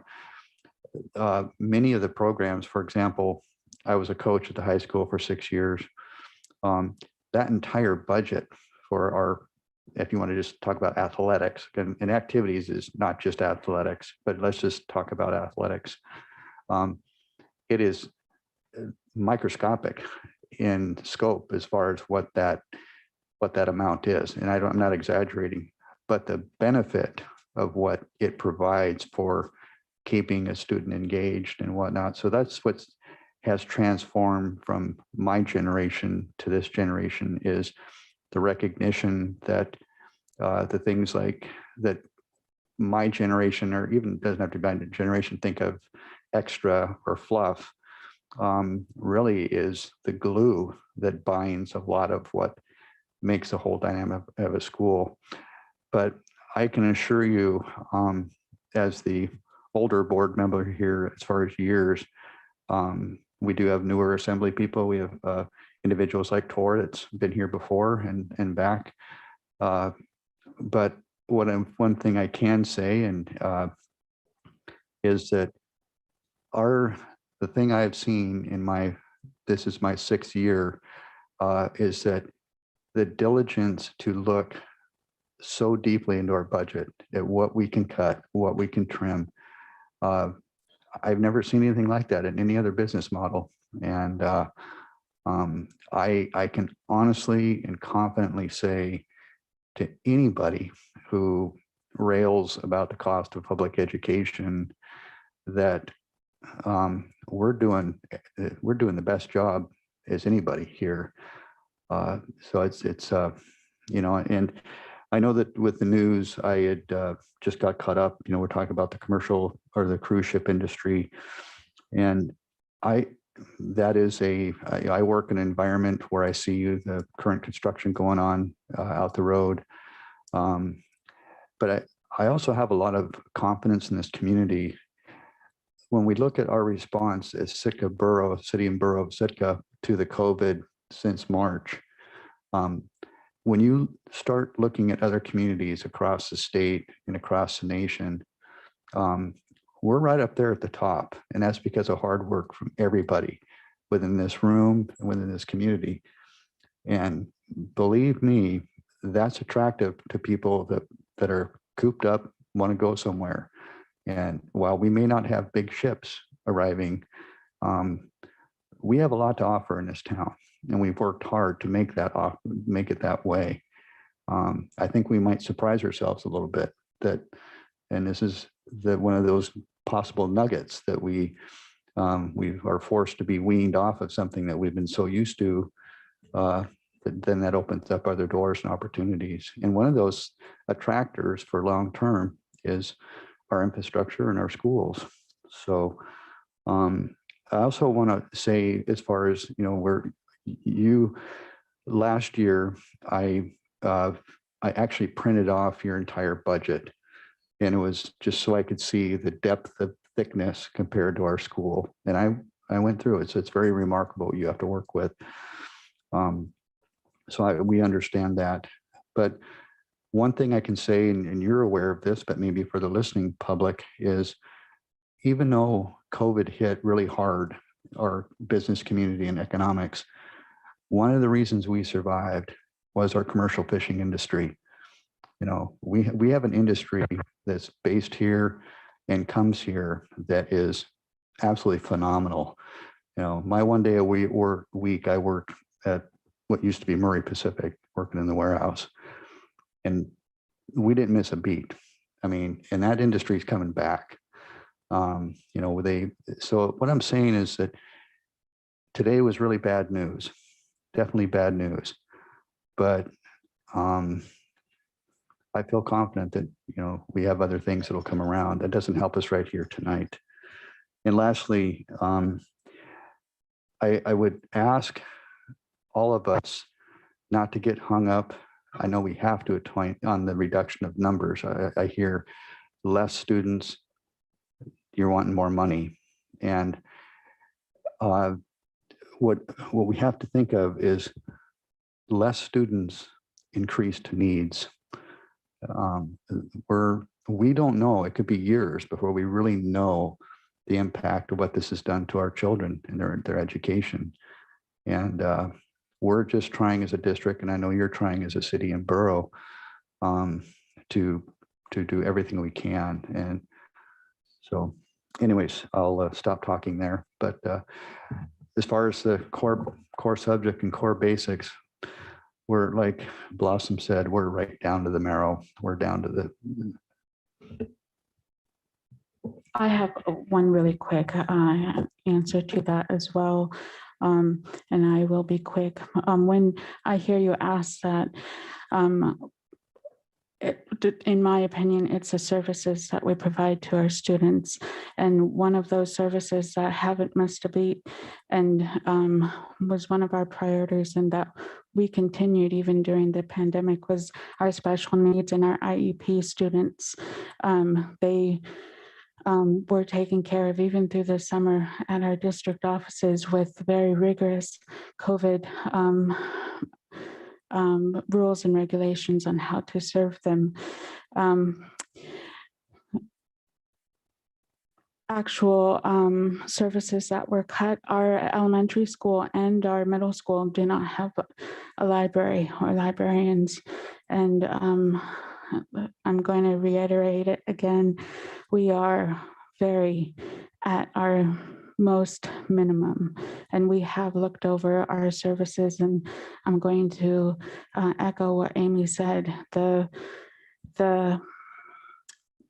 If it were down to the budget, it would be teachers and programs, and that's our children have, not to hit the emotional button again, but it is emotional. It is hard. And part of the heart of the community is our schools. And I don't envy you guys where you're sitting tonight. You're going to have to come up with some pretty hard decisions. Our city is being affected, and our quality of life in Sitka is being affected. But with that being said, if our quality of our schools go down, that quality of life here in Sitka just goes down a little bit more, which means possibly more families leaving, which would start a very dangerous numbers game of what our town is facing. We're already facing businesses closing and families leaving.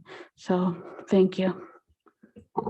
I apologize if I'm speaking out of turn, but you brought it up, and I want to thank the school board and John Holst and everybody that kept schools open during the pandemic. That was unbelievable, and it continues to be unbelievable because, as you know, when the kids are at school, parents are back at work, and John has been wonderful to work with in the EOC to make that happen. So I absolutely commend you for the work that you've done in the keeping kids in school. I think one of the hardest parts for both of us tonight is that we're not necessarily fighting on or not fighting, that's a completely wrong word. We're not discussing a level of funding. What we're discussing is how do we absorb inflationary costs? That the cost of doing business has increased greatly on both sides, while the revenues have not kept up with that, unfortunately.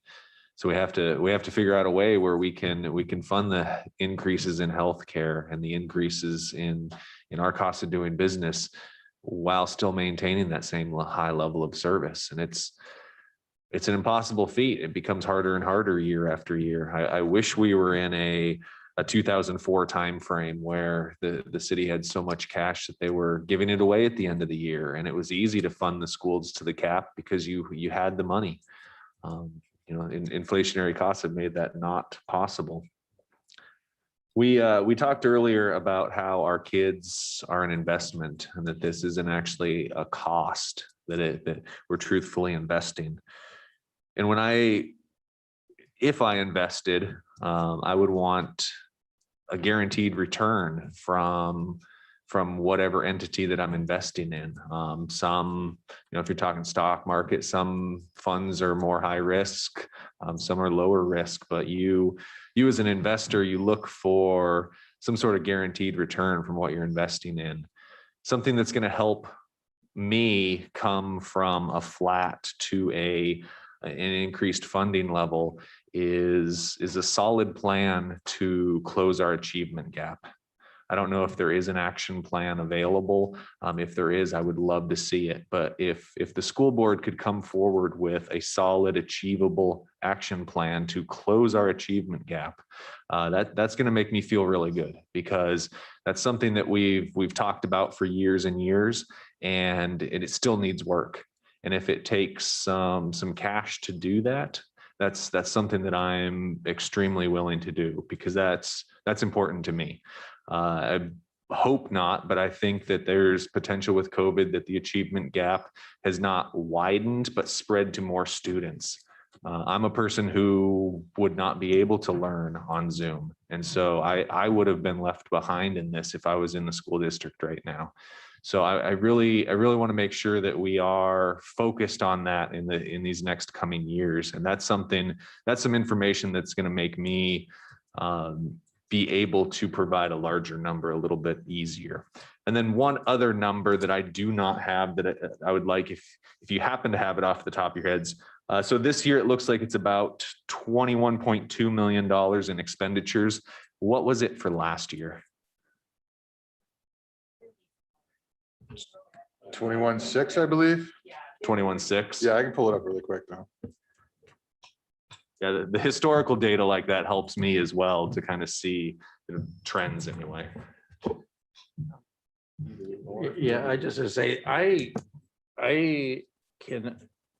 think this is our core job, and I I'm ready to make this motion because I can't see, and if, you guys, if it doesn't get a second for now, that's fine, but I think we need to work with this, not with the cap number as our basis as we move forward. And, I'm sure we're talking about more, but I would rather see cuts in lots of other places before this. And that we sending if we go in at a flat rate of, with last year's cap, the number, even with the cuts already talking, we'd be right back up well over, I think at about 1.5 or about 1.3, I guess. And so, we need to early say, yeah, we're going to go to the cap. So, I tell you what, we've all been reading it here. And by the way, before I do, when I was talking, I've many times said my wife works with the school district, but her budget is not part of the budget. Her salary, she works under a grant program that is separate completely from this budget.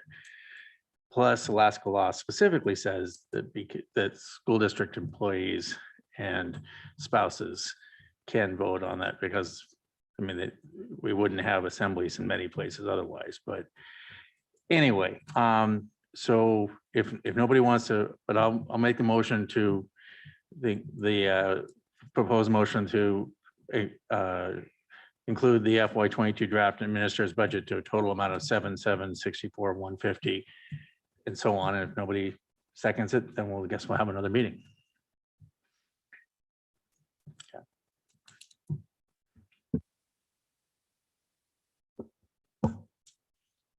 So there's a motion on the floor. Is there a second?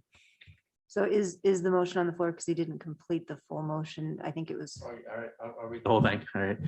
For local support for public education, including 7,557,150 to be paid in even monthly disbursements, 150,000 for reimbursements for maintenance of school buildings, and up to 57,000 to be used to pay for the Performing Arts Center utility account. Should Secure Rural Schools be authorized, it should be included in the FY22 budget for local support of public education at 50%.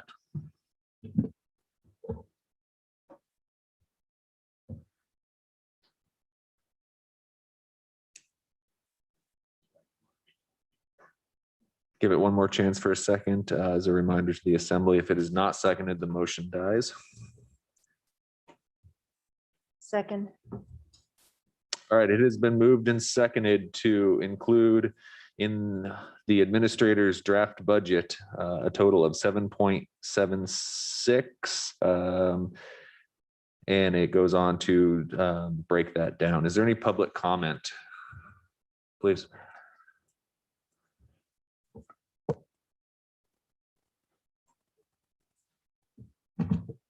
Richard Wien. There's a lot to say, but not enough time. The important thing to know is that as much as you don't like to hear it, the SCAG Foundation gave $1 million to the Fine Arts Camp. The SCAG Foundation is founded its money on Safeway Foods, which had 450 stores. There's a lot of money, and they love to give away money. And I think that's wonderful. But when you think about it, this city is actually a business. But most important, it's a business that supplies essential services. And when we say core, we're talking about electric, sewer, water, etc. Every year, we've kicked that old can down the road on half information, and we're setting ourselves up to do it again. I actually heard some good thoughts here, and that is we have different schedules. The administrator's budget, I think, has to be out February 24th, and the school budget is May 1st. And so there's this gap here on what is going on. And so there are so many variables here. I don't see a fiscal report per se as to what this announcement, which just happened today, will have on the city. And just to give some forecasting in an effort to understand what the amount of money that is needed to be given to the city. I don't think there's anybody here who would begrudge the school district for the funding of the cap, but I do think it is fiscal irresponsibility to make decisions on half information. And in the past, we've been real lucky. We've been living paycheck to paycheck. And I think it's important that we have that information before we go forward, meaning, or you go forward and make that decision, because it makes no sense. Because if the city is in a hole, then what we have to do is increase the millage, meaning increase livability. We have to increase tax. The state is looking for an income tax, et cetera, et cetera. And all of a sudden it becomes unaffordability. And you really have to think how all of this is going to go. There's no problem with balancing your checkbook. There's no problem with underfunding. And if we get more money, then that is a day to celebrate. That is a jubilee. And so to me, fiscal responsibility is something that should be learned in the schools. And I don't think any corporation here in the city would overspend what their true analysis and budget was. So it's just good business and good sense and gunachish. Thank you. Is there any other comment to the motion?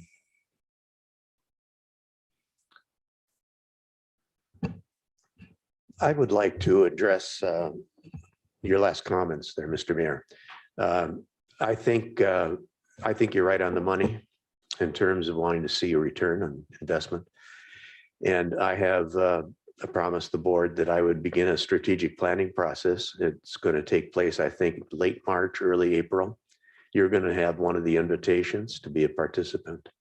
And I would urge you to come to that. And I am relatively sure one of the strategies is going to be closing the gap. And from that will come some action plans, real action plans to bring that about. So I guess I offer that as support for what you're saying, because I'm finding myself in total agreement with you. Thank you. Thank you. Any other public comment to the motion? Mr. Mayor, if I may. Please. John beat me to the point, to the trigger on the Paul Reeve School Board. Definitely looking forward to the strategic plan. One of the things I appreciate Mr. Leach's question, and I think that we'd probably be poor managers if the question wasn't asked, is what the core value is. And I would like to address one of the things that Mr. Mosier brought up as well in this, is that we're not always starting the same starting place. One of the things we heard over and over again from veteran teachers, and we've heard this a lot last year when we were working on our strategic plan with counselors, is that the intensive needs student percentage is rising. And that makes it harder for teachers to not only to teach those students, but to teach all the students in their classroom. And that's one of the reasons why we're so focused on those classroom ratios. If you're manufacturing something, the materials that you start with, where your starting point is, makes a big difference. So the processes that you use make a big difference. And any of us who have worked with or been a person that's distracted for whatever reason, maybe a death in the family or something like that, it makes it hard to focus on work. Well, same thing with these students, whether it's the pandemic or things that are going on in their homes. So measuring dollar for dollar what it takes to educate one student versus another, while it would make sense in the business world in producing a product, it doesn't necessarily fit with education. So we're hearing from our teachers that the needs are increased, and that's where we're trying to meet the need. So I just wanted to go ahead and share that, because it's something we heard over and over again from staff. So thanks for all your time. I appreciate it.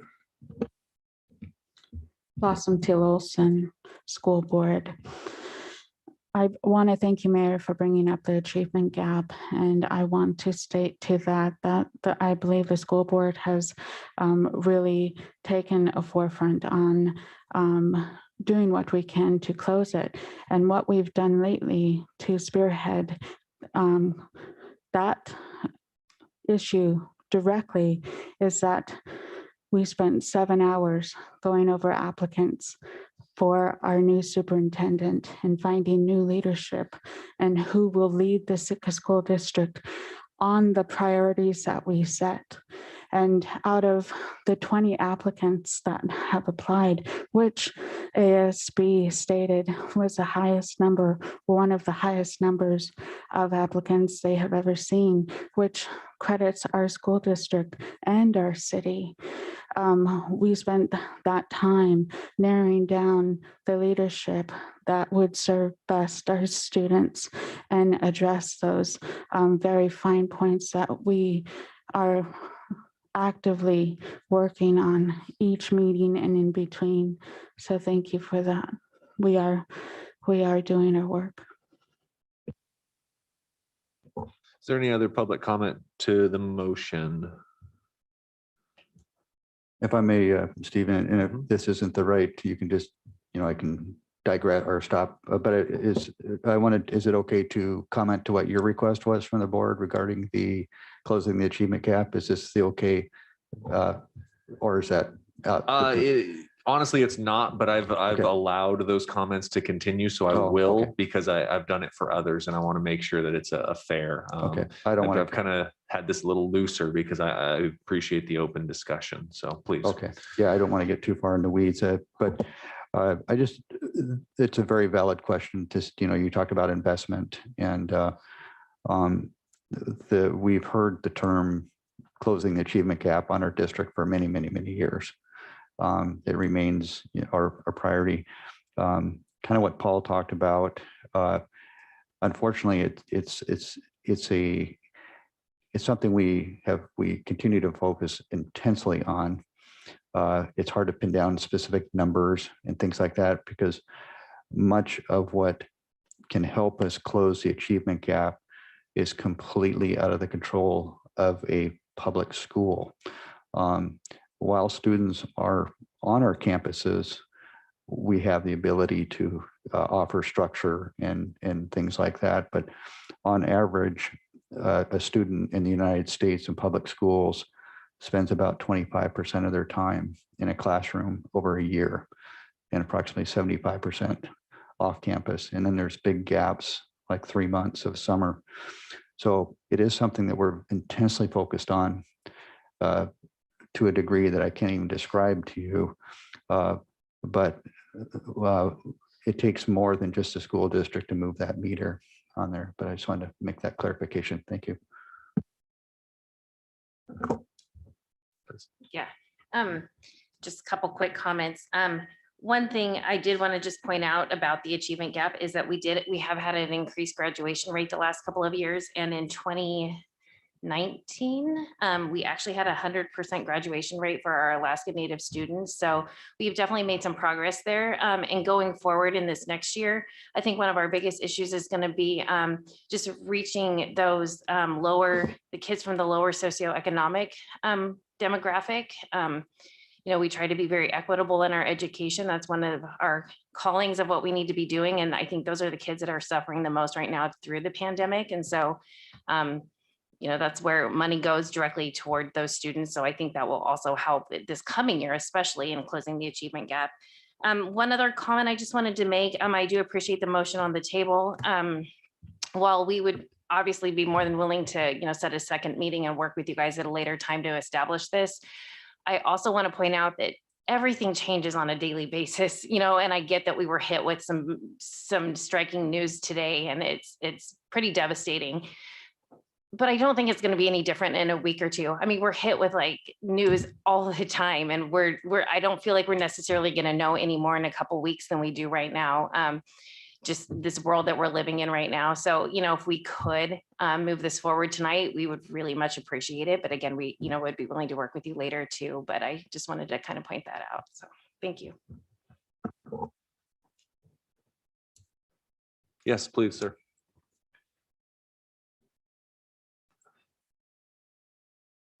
Good evening, Tim Pike. I think it would be, interesting before we all started this process, if we went back and watched years past conversations about this very thing. And there's a lot of striking similarities. We hear a lot about crystal balls. We hear about unknowns, a whole bunch of uneases expressed about the future, and whether or not our projections are going to work out, whether what we think is going to happen is going to happen. One of the striking things that comes out of it is we have, through thoughtful application of what we know and what we've seen and what we estimate, come to really good solutions in the past. But this conversation just echoes the past in so many different ways because we have a unique system of guessing to figure out what our educational funding is going to be or what our city funding is going to be. And so I agree with Amy. I'm not sure that 2 weeks from now it's going to be any clearer. And the same sorts of conversations, I suspect, in words are going to come out. It's going to be, if only we knew. And the answer is we're not going to know. And so I think we're going to have to do our best with the information we have. And as Mr. Leach has spoken to, what is it that we really want to accomplish? What is important to us? And build from that basis. And obviously, as I've heard tonight, education is a core mission and a core importance to all of us. And so what will we know in 2 weeks we don't know today that will change what we want to do based on this, considering this is what we are all considering a most important thing we do. Thank you. Any other public comment to the motion? All right, seeing none, I'll bring it back to the assembly. Just want to remind the assembly on, Sarah, you had. Okay. When we deliberate on a motion, it's amongst ourselves. However, just as in previous practice, if we do need to call on someone in the audience to help answer our questions, we're able to do that. But this is our time to deliberate on the motion and a little less back and forth between us and the school board. So Valerie, if you'd like to start, Sarah had indicated you have some comments. I just had my hand up and I'm not sure how to do it.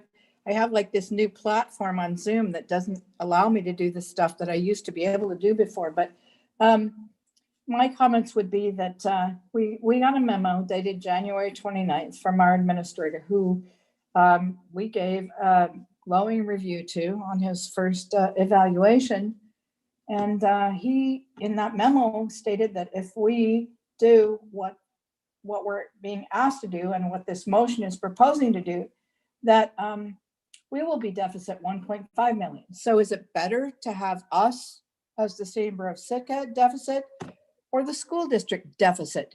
I'm not a very trusting person when it comes to, I don't know. I trust the school board and I trust that they're doing a good job, but I've been on this side of the table for many, many years through these budget hearings, and they're not fun because if we as elected officials vote against anything that they ask for, we are labeled as haters of education or whatever. I mean, I've felt the brunt of it a long time because I've voted against some of these budgets. I voted in favor last year to fund the cap. But this year, I just don't think it's responsible to do that because there are too many unknowns. And you know what? Maybe if that bad news hadn't come out this morning, I could be a yes vote on this motion, but I'm right now a no. Thank you.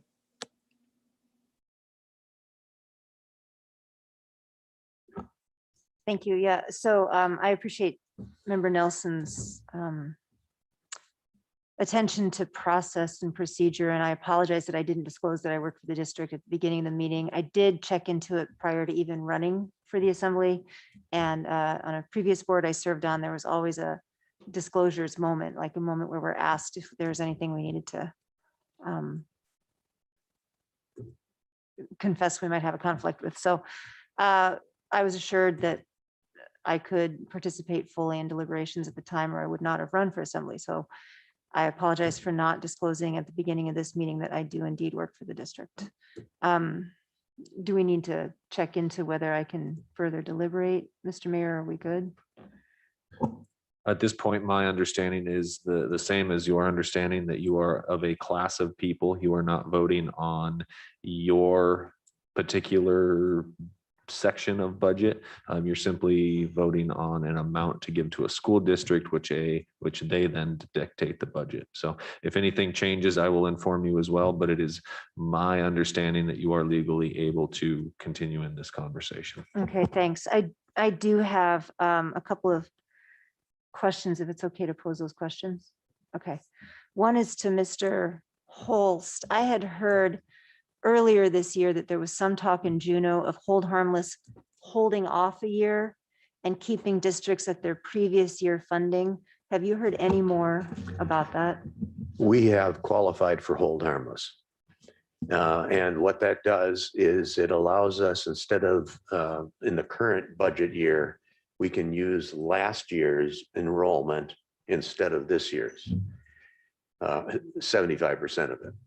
And what that does is it allows us to avoid the massive, we would have had a $1.2 million or so, at least $1 million deficit this year, which we are not going to have. We have like right now about 300,000. So yes, and that will help in the future as well, because we get 50% of that this year, or 75% of that this year, and the next year, the following year, 50%, and then 25%. It's a way of helping school districts get over the hump when there's a pretty massive loss of revenue. I guess my question more specifically was, pretty much every district in the state, except for Galena, has probably had a drop in enrollment this year. And so there had been some whisperings in Juneau of not even putting hold harmless into effect, but just holding off a year on even starting the hold harmless process. That would be nice if they would do that. Okay, But but you're I- not hearing that it's, No, I It have seems not. unlikely. And Okay. it's about, I would say, probably half the districts in the state are qualifying. I mean, Anchorage, Anchorage has got this monumental deficit. So there are a lot of districts, but then there's others that are not in. I'll give you an example. Hoona, for instance, has got an enrollment increase. A whole bunch of kids came over from Juneau because Juneau wasn't having school. So, I mean, there are districts that have increases in enrollment, especially those that have correspondence programs. And they have drawn students from many of the districts across the state. okay, thank you. And I have another question for Melissa, if that's okay. So for the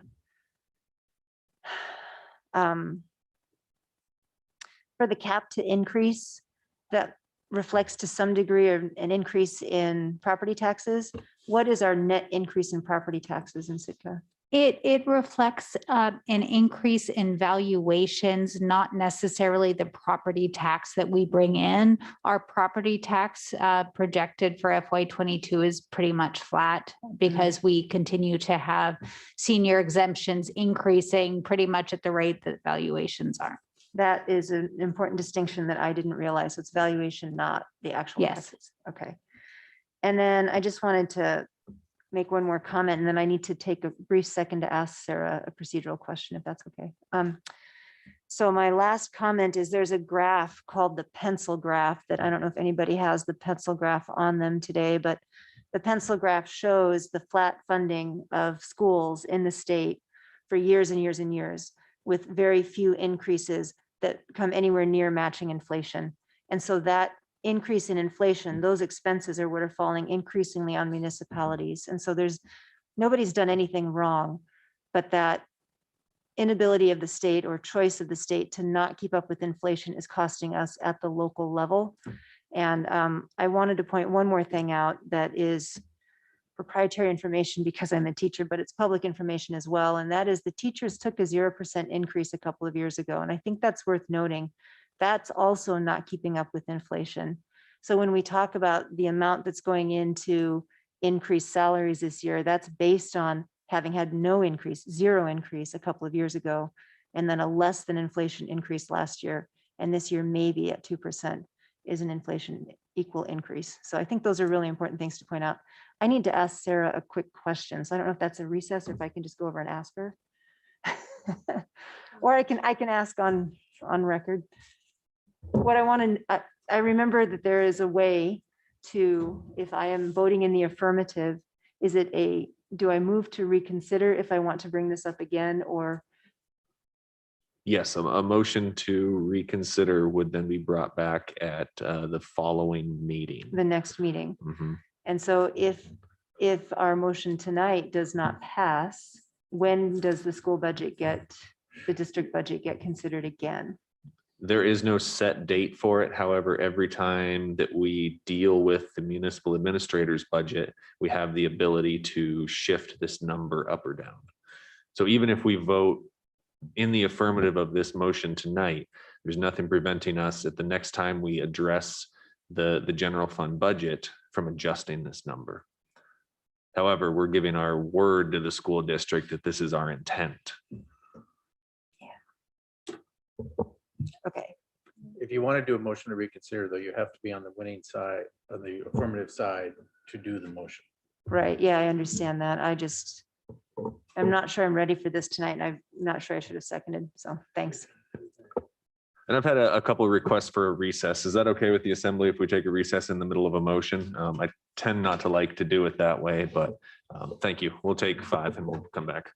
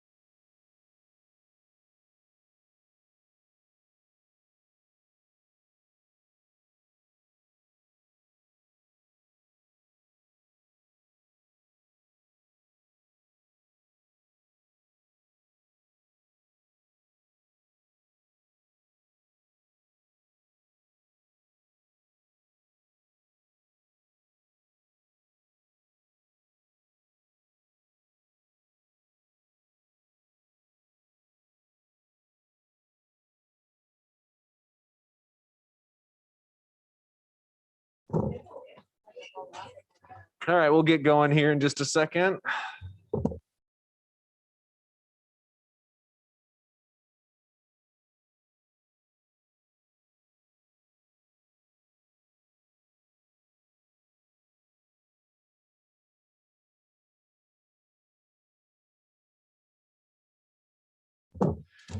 All right, so I'll call us back in order here.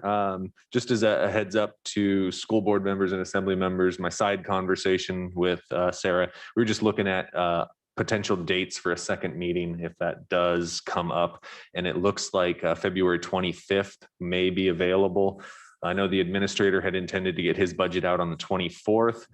So we would be looking at pushing back the date of his draft budget to come out by a week there. So just tentative plans, but it is available if needed. And I think, John, this is the first time he's hearing about that. So he's going to go, okay. what? Melissa and I spoke about it, and what we were pushing out on the 24th was just the general fund only. We were giving everybody a chance to just review a draft general fund. So that's not going to be the official draft budget that don't quote me on this one yet, but the one that you have to make motions to change. So this is just a piece of it that you'll be able to review before we finalize the general fund budget in early March. So it won't be the full budget book draft. So thank you. And we will come back to the motion that is on the floor. Mr. Mayor, I'd like to withdraw my second.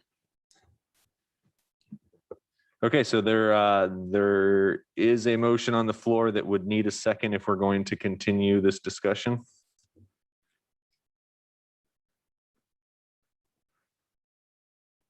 Not hearing one, the motion on the floor dies.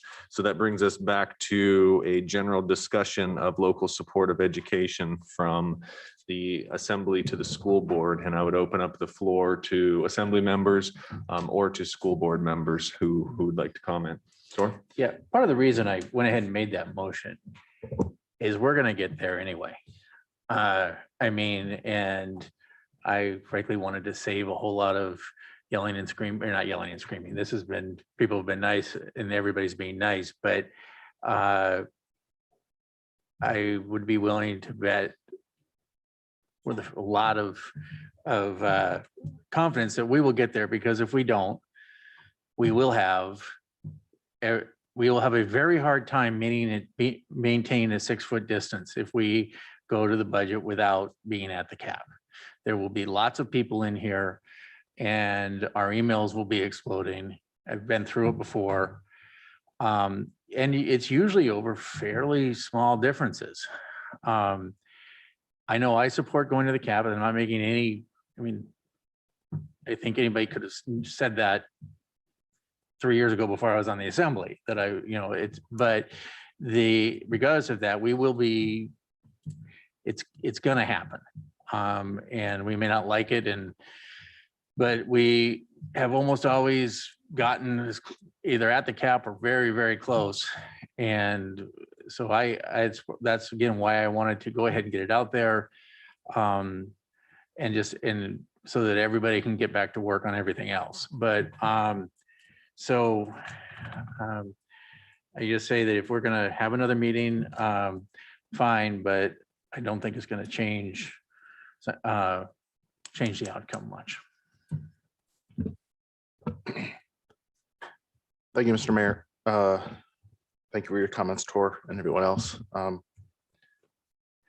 I just have a couple comments. I guess the emotion thing, I just wanted to clarify. I know I said I don't like it.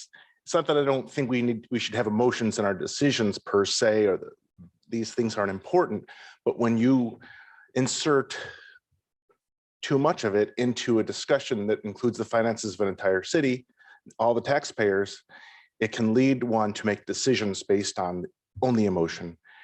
Who doesn't want to take care of children, right? It's very hard to be up here and say, not give the children everything that they should have. I agree with that. I have funded fully, supported the first 2 years of my time here. This is the first time I'm saying I'm not okay with funding to the cap, because I think it is extreme.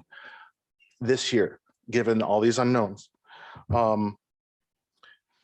So I think and Tora, I really respect you, but I disagree that it's just going to happen and we should assume that it's going to happen. We need to take these things into consideration. It is revenues from, cruise revenues and other things like that, but the people are paying for this with their money. Taxpayers are paying for this. And I know a lot of people who come in and really support this. A lot of them say, well, we can afford it. Well, a lot of those people can, but there's a lot of people who cannot and are struggling just to make their payments on their house. And so then people want to talk about raising taxes here and there. We need to be considerate of everyone, and they're paying for this. And I think that's what my comment about the emotion is. We need to not, like I said, who doesn't want to take care of children? Who wants to be painted as not caring about children? There's no one here that doesn't care about the children. I am in favor of waiting a little bit, but I did want to ask Melissa and John a clarifying question. Do you feel that, we just found out this information.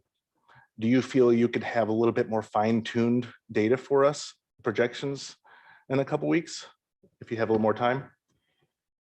Like I said, I based the projections, and I'm really talking about the projections for, July through September. That's the big one that we're, the 2021 calendar year. And I really based those on looking at what happened last summer, which there were no cruise ships, and assuming a very modest increase in the independent traveler. So, we can certainly go more conservative there. There's no science to it. Okay. I've done as much science as I can. Okay, thank you. Something that I think Ms. Nelson mentioned, at least I thought I heard it, was the idea of splitting the deficit, because if we just fund the cap, we're shifting the deficit from the school district to the city. I don't know if there's any thought about splitting that deficit. I don't know. Making this decision right now, funding to the cap, feels irresponsible. It feels too quick. And I'm sorry if this makes me sound like a bad guy who doesn't care, because I do. But I just want everyone to realize that everyone is paying for this in this town. And it's people are struggling. And so I want to have some balance here. And I just feel, okay, like funding to the cap is not balanced. I don't think it's fair. I think funding at a flat funding of what we funded last year will split the difference of the secure rural schools if it gets here. That's my opinion. I'm not budging on that unless some sort of magical thing happens. Thank you. My hand is up. Valerie, please.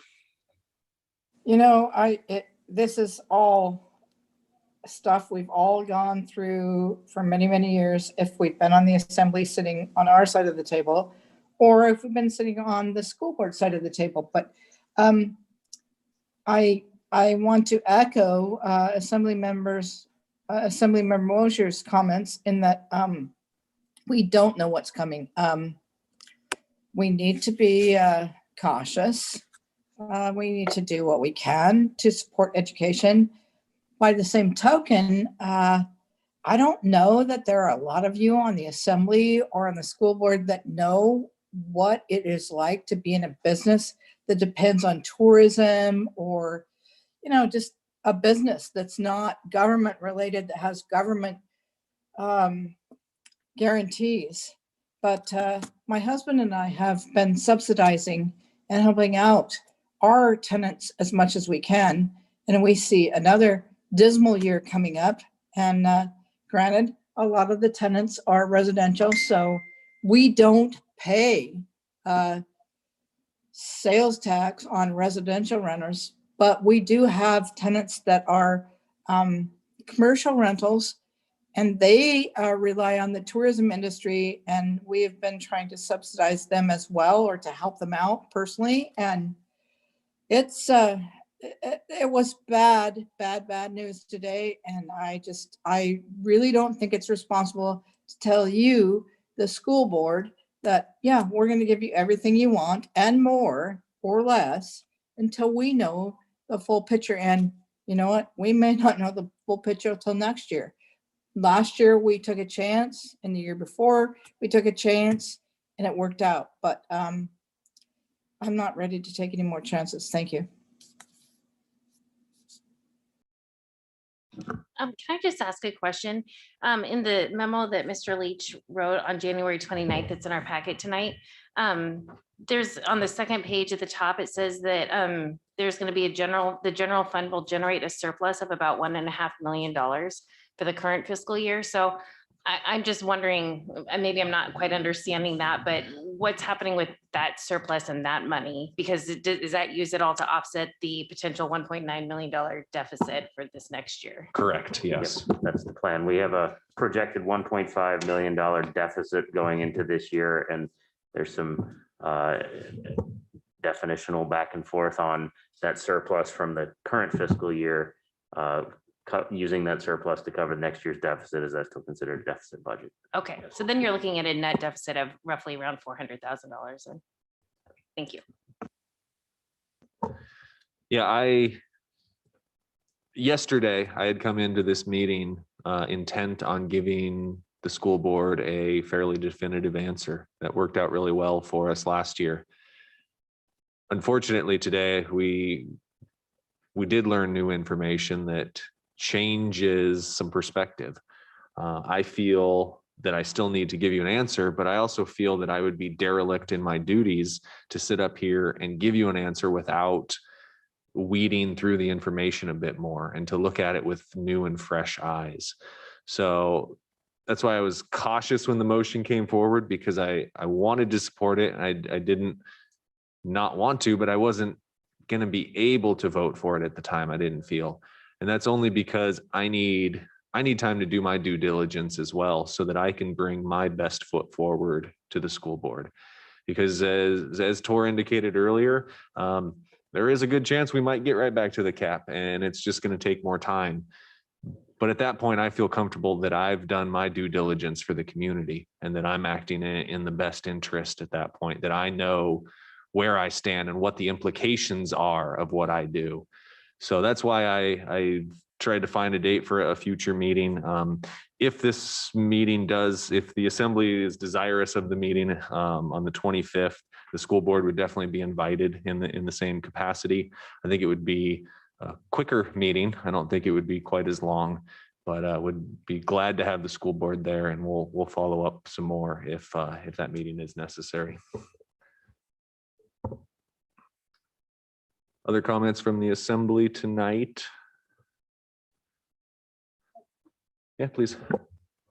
For Administrator Leach, for some reason, I was under the impression that February 24th, you would present the budget and then we would have to make amendments to change that. When will we have to make amendments to start changing things within the budget? When the draft budget is presented, then yes, the motion would have to be presented to change it. I'm clarifying is what we're presenting as the draft budget on the 24th was the general fund portion of the budget only. So we'll still have to work through the enterprise funds. Okay.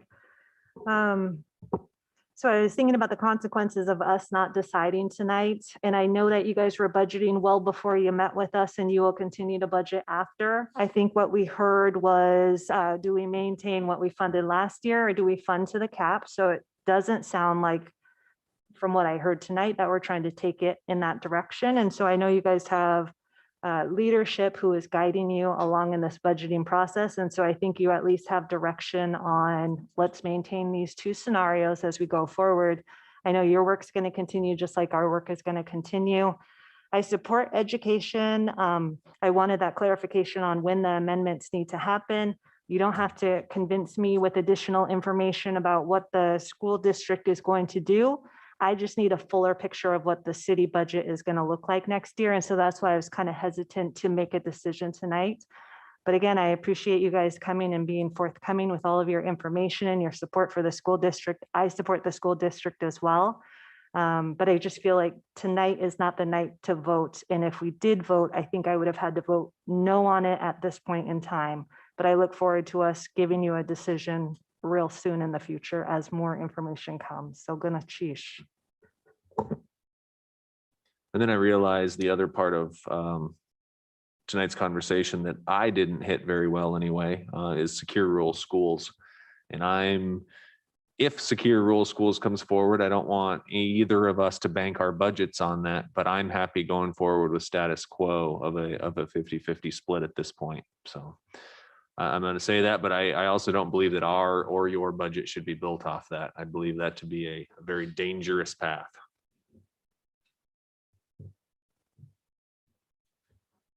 Anything else from the assembly this evening? In general, it sounds like the assembly is desirous of a February 25th meeting. Okay, so we'll tentatively plan on that. I'll double check that that's going to work, and then we'll get some emails out to everybody as soon as possible. And as I said, school board is definitely welcome at that meeting, and I would encourage your attendance, but understand that it's not required either. So. All right. Well, thank you everybody for that discussion tonight. I am happy with the direction it went. I'm happy with the tone between the groups and the honestness between the groups. I think that that's the best thing that we can offer our citizens is an honest assumption or an honest assessment of both of our positions and the desire to continue working together. So I think that spirit is going to continue over this next month while we adjust and digest some of our information and then come forward with a solid plan for the school board, and so that they can start charging forward on what they have to do. Because even best case scenario I see for the school board right now is they still have to find some ways to adjust their costs down. So hopefully we don't add too much burden to that. All right, so that'll bring us to persons to be heard. This is public participation for any item on or off tonight's agenda, not to exceed 3 minutes for any individual. Please.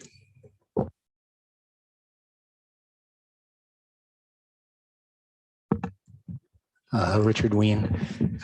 If you're worried about stimulus coming, one of the signal events is that bank stocks go up, and they did this morning, as well as gold went down, but also West Texas Intermediate and Brent crude went up, which means that it's potentially good for the state, but cost of living will not be there. One of the things that I have to think about is what's called a Sophie's Choice. I don't know whether people have seen that movie or not, but it has to do with making very difficult decisions. And one of the things I see on the assumptions of the budget is a $1.4 million salary benefits for negotiated agreements and benefits that correspond with increases. What I haven't heard is if you were to make a Sophie's Choice, I heard that you're willing to cut staff, but I didn't hear the Sophie's Choice of willing to cut that increase. So where is it?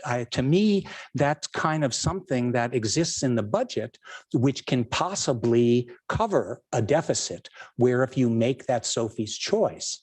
So it looks like you are making definite decisions. You want to keep student-teacher ratios, you want to keep the benefit, et cetera, but you're willing to cut staff. So I think that you can make some decisions related, I think, with a little closer scrutiny about what kind of real decisions, for example, you may have to make. As far as the budget goes for the city has been flat. And when we talk flat, I mean beyond flat. Our infrastructure monies, our every other thing has just not been funded. You know, we have $200 million of delayed maintenance, deferred maintenance. We have all of these upcoming issues. And you know what? Part of the, it may seem selfish, but part of the cap money, I might want to see as a citizen, if some of it go to the haul out. Because there are many different pieces within the city, and we have to learn how to spend the money. And at some point, the city is going to come to meet the maker as far as all of our needs go. And it just needs to be have a firm hand on what's going on and reality based. The other thing is the Denali school district depends fully on bed tax, and they got nothing. And so it'll be interesting to see what happens up there. But the basis for the achievement gap is study, is challenge, and homework. And that's free. That means homework every day at a school, including the weekend. These are the things that need to happen for the achievement gap. It doesn't come from nothing. Thank you. Thank you for your comments. Is there any other persons to be heard? Any item on or off tonight's agenda? Blossom Teal Olson. I come speaking right now, speaking as a citizen of Sitka. I know I came tonight as a school board member, but to hit points on what was just said, I understand that there's deficits and maintenance, deferred maintenance that needs to get done. I know our roads needs work. I know we need a haul out, but the schools also is a foundation of a community, and children grow their ties here. And so in the future, we may have nice roads and we may have a haul out, but we may not have a community to use it.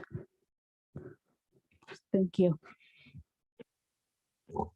Thank you. Any other persons to be heard this evening?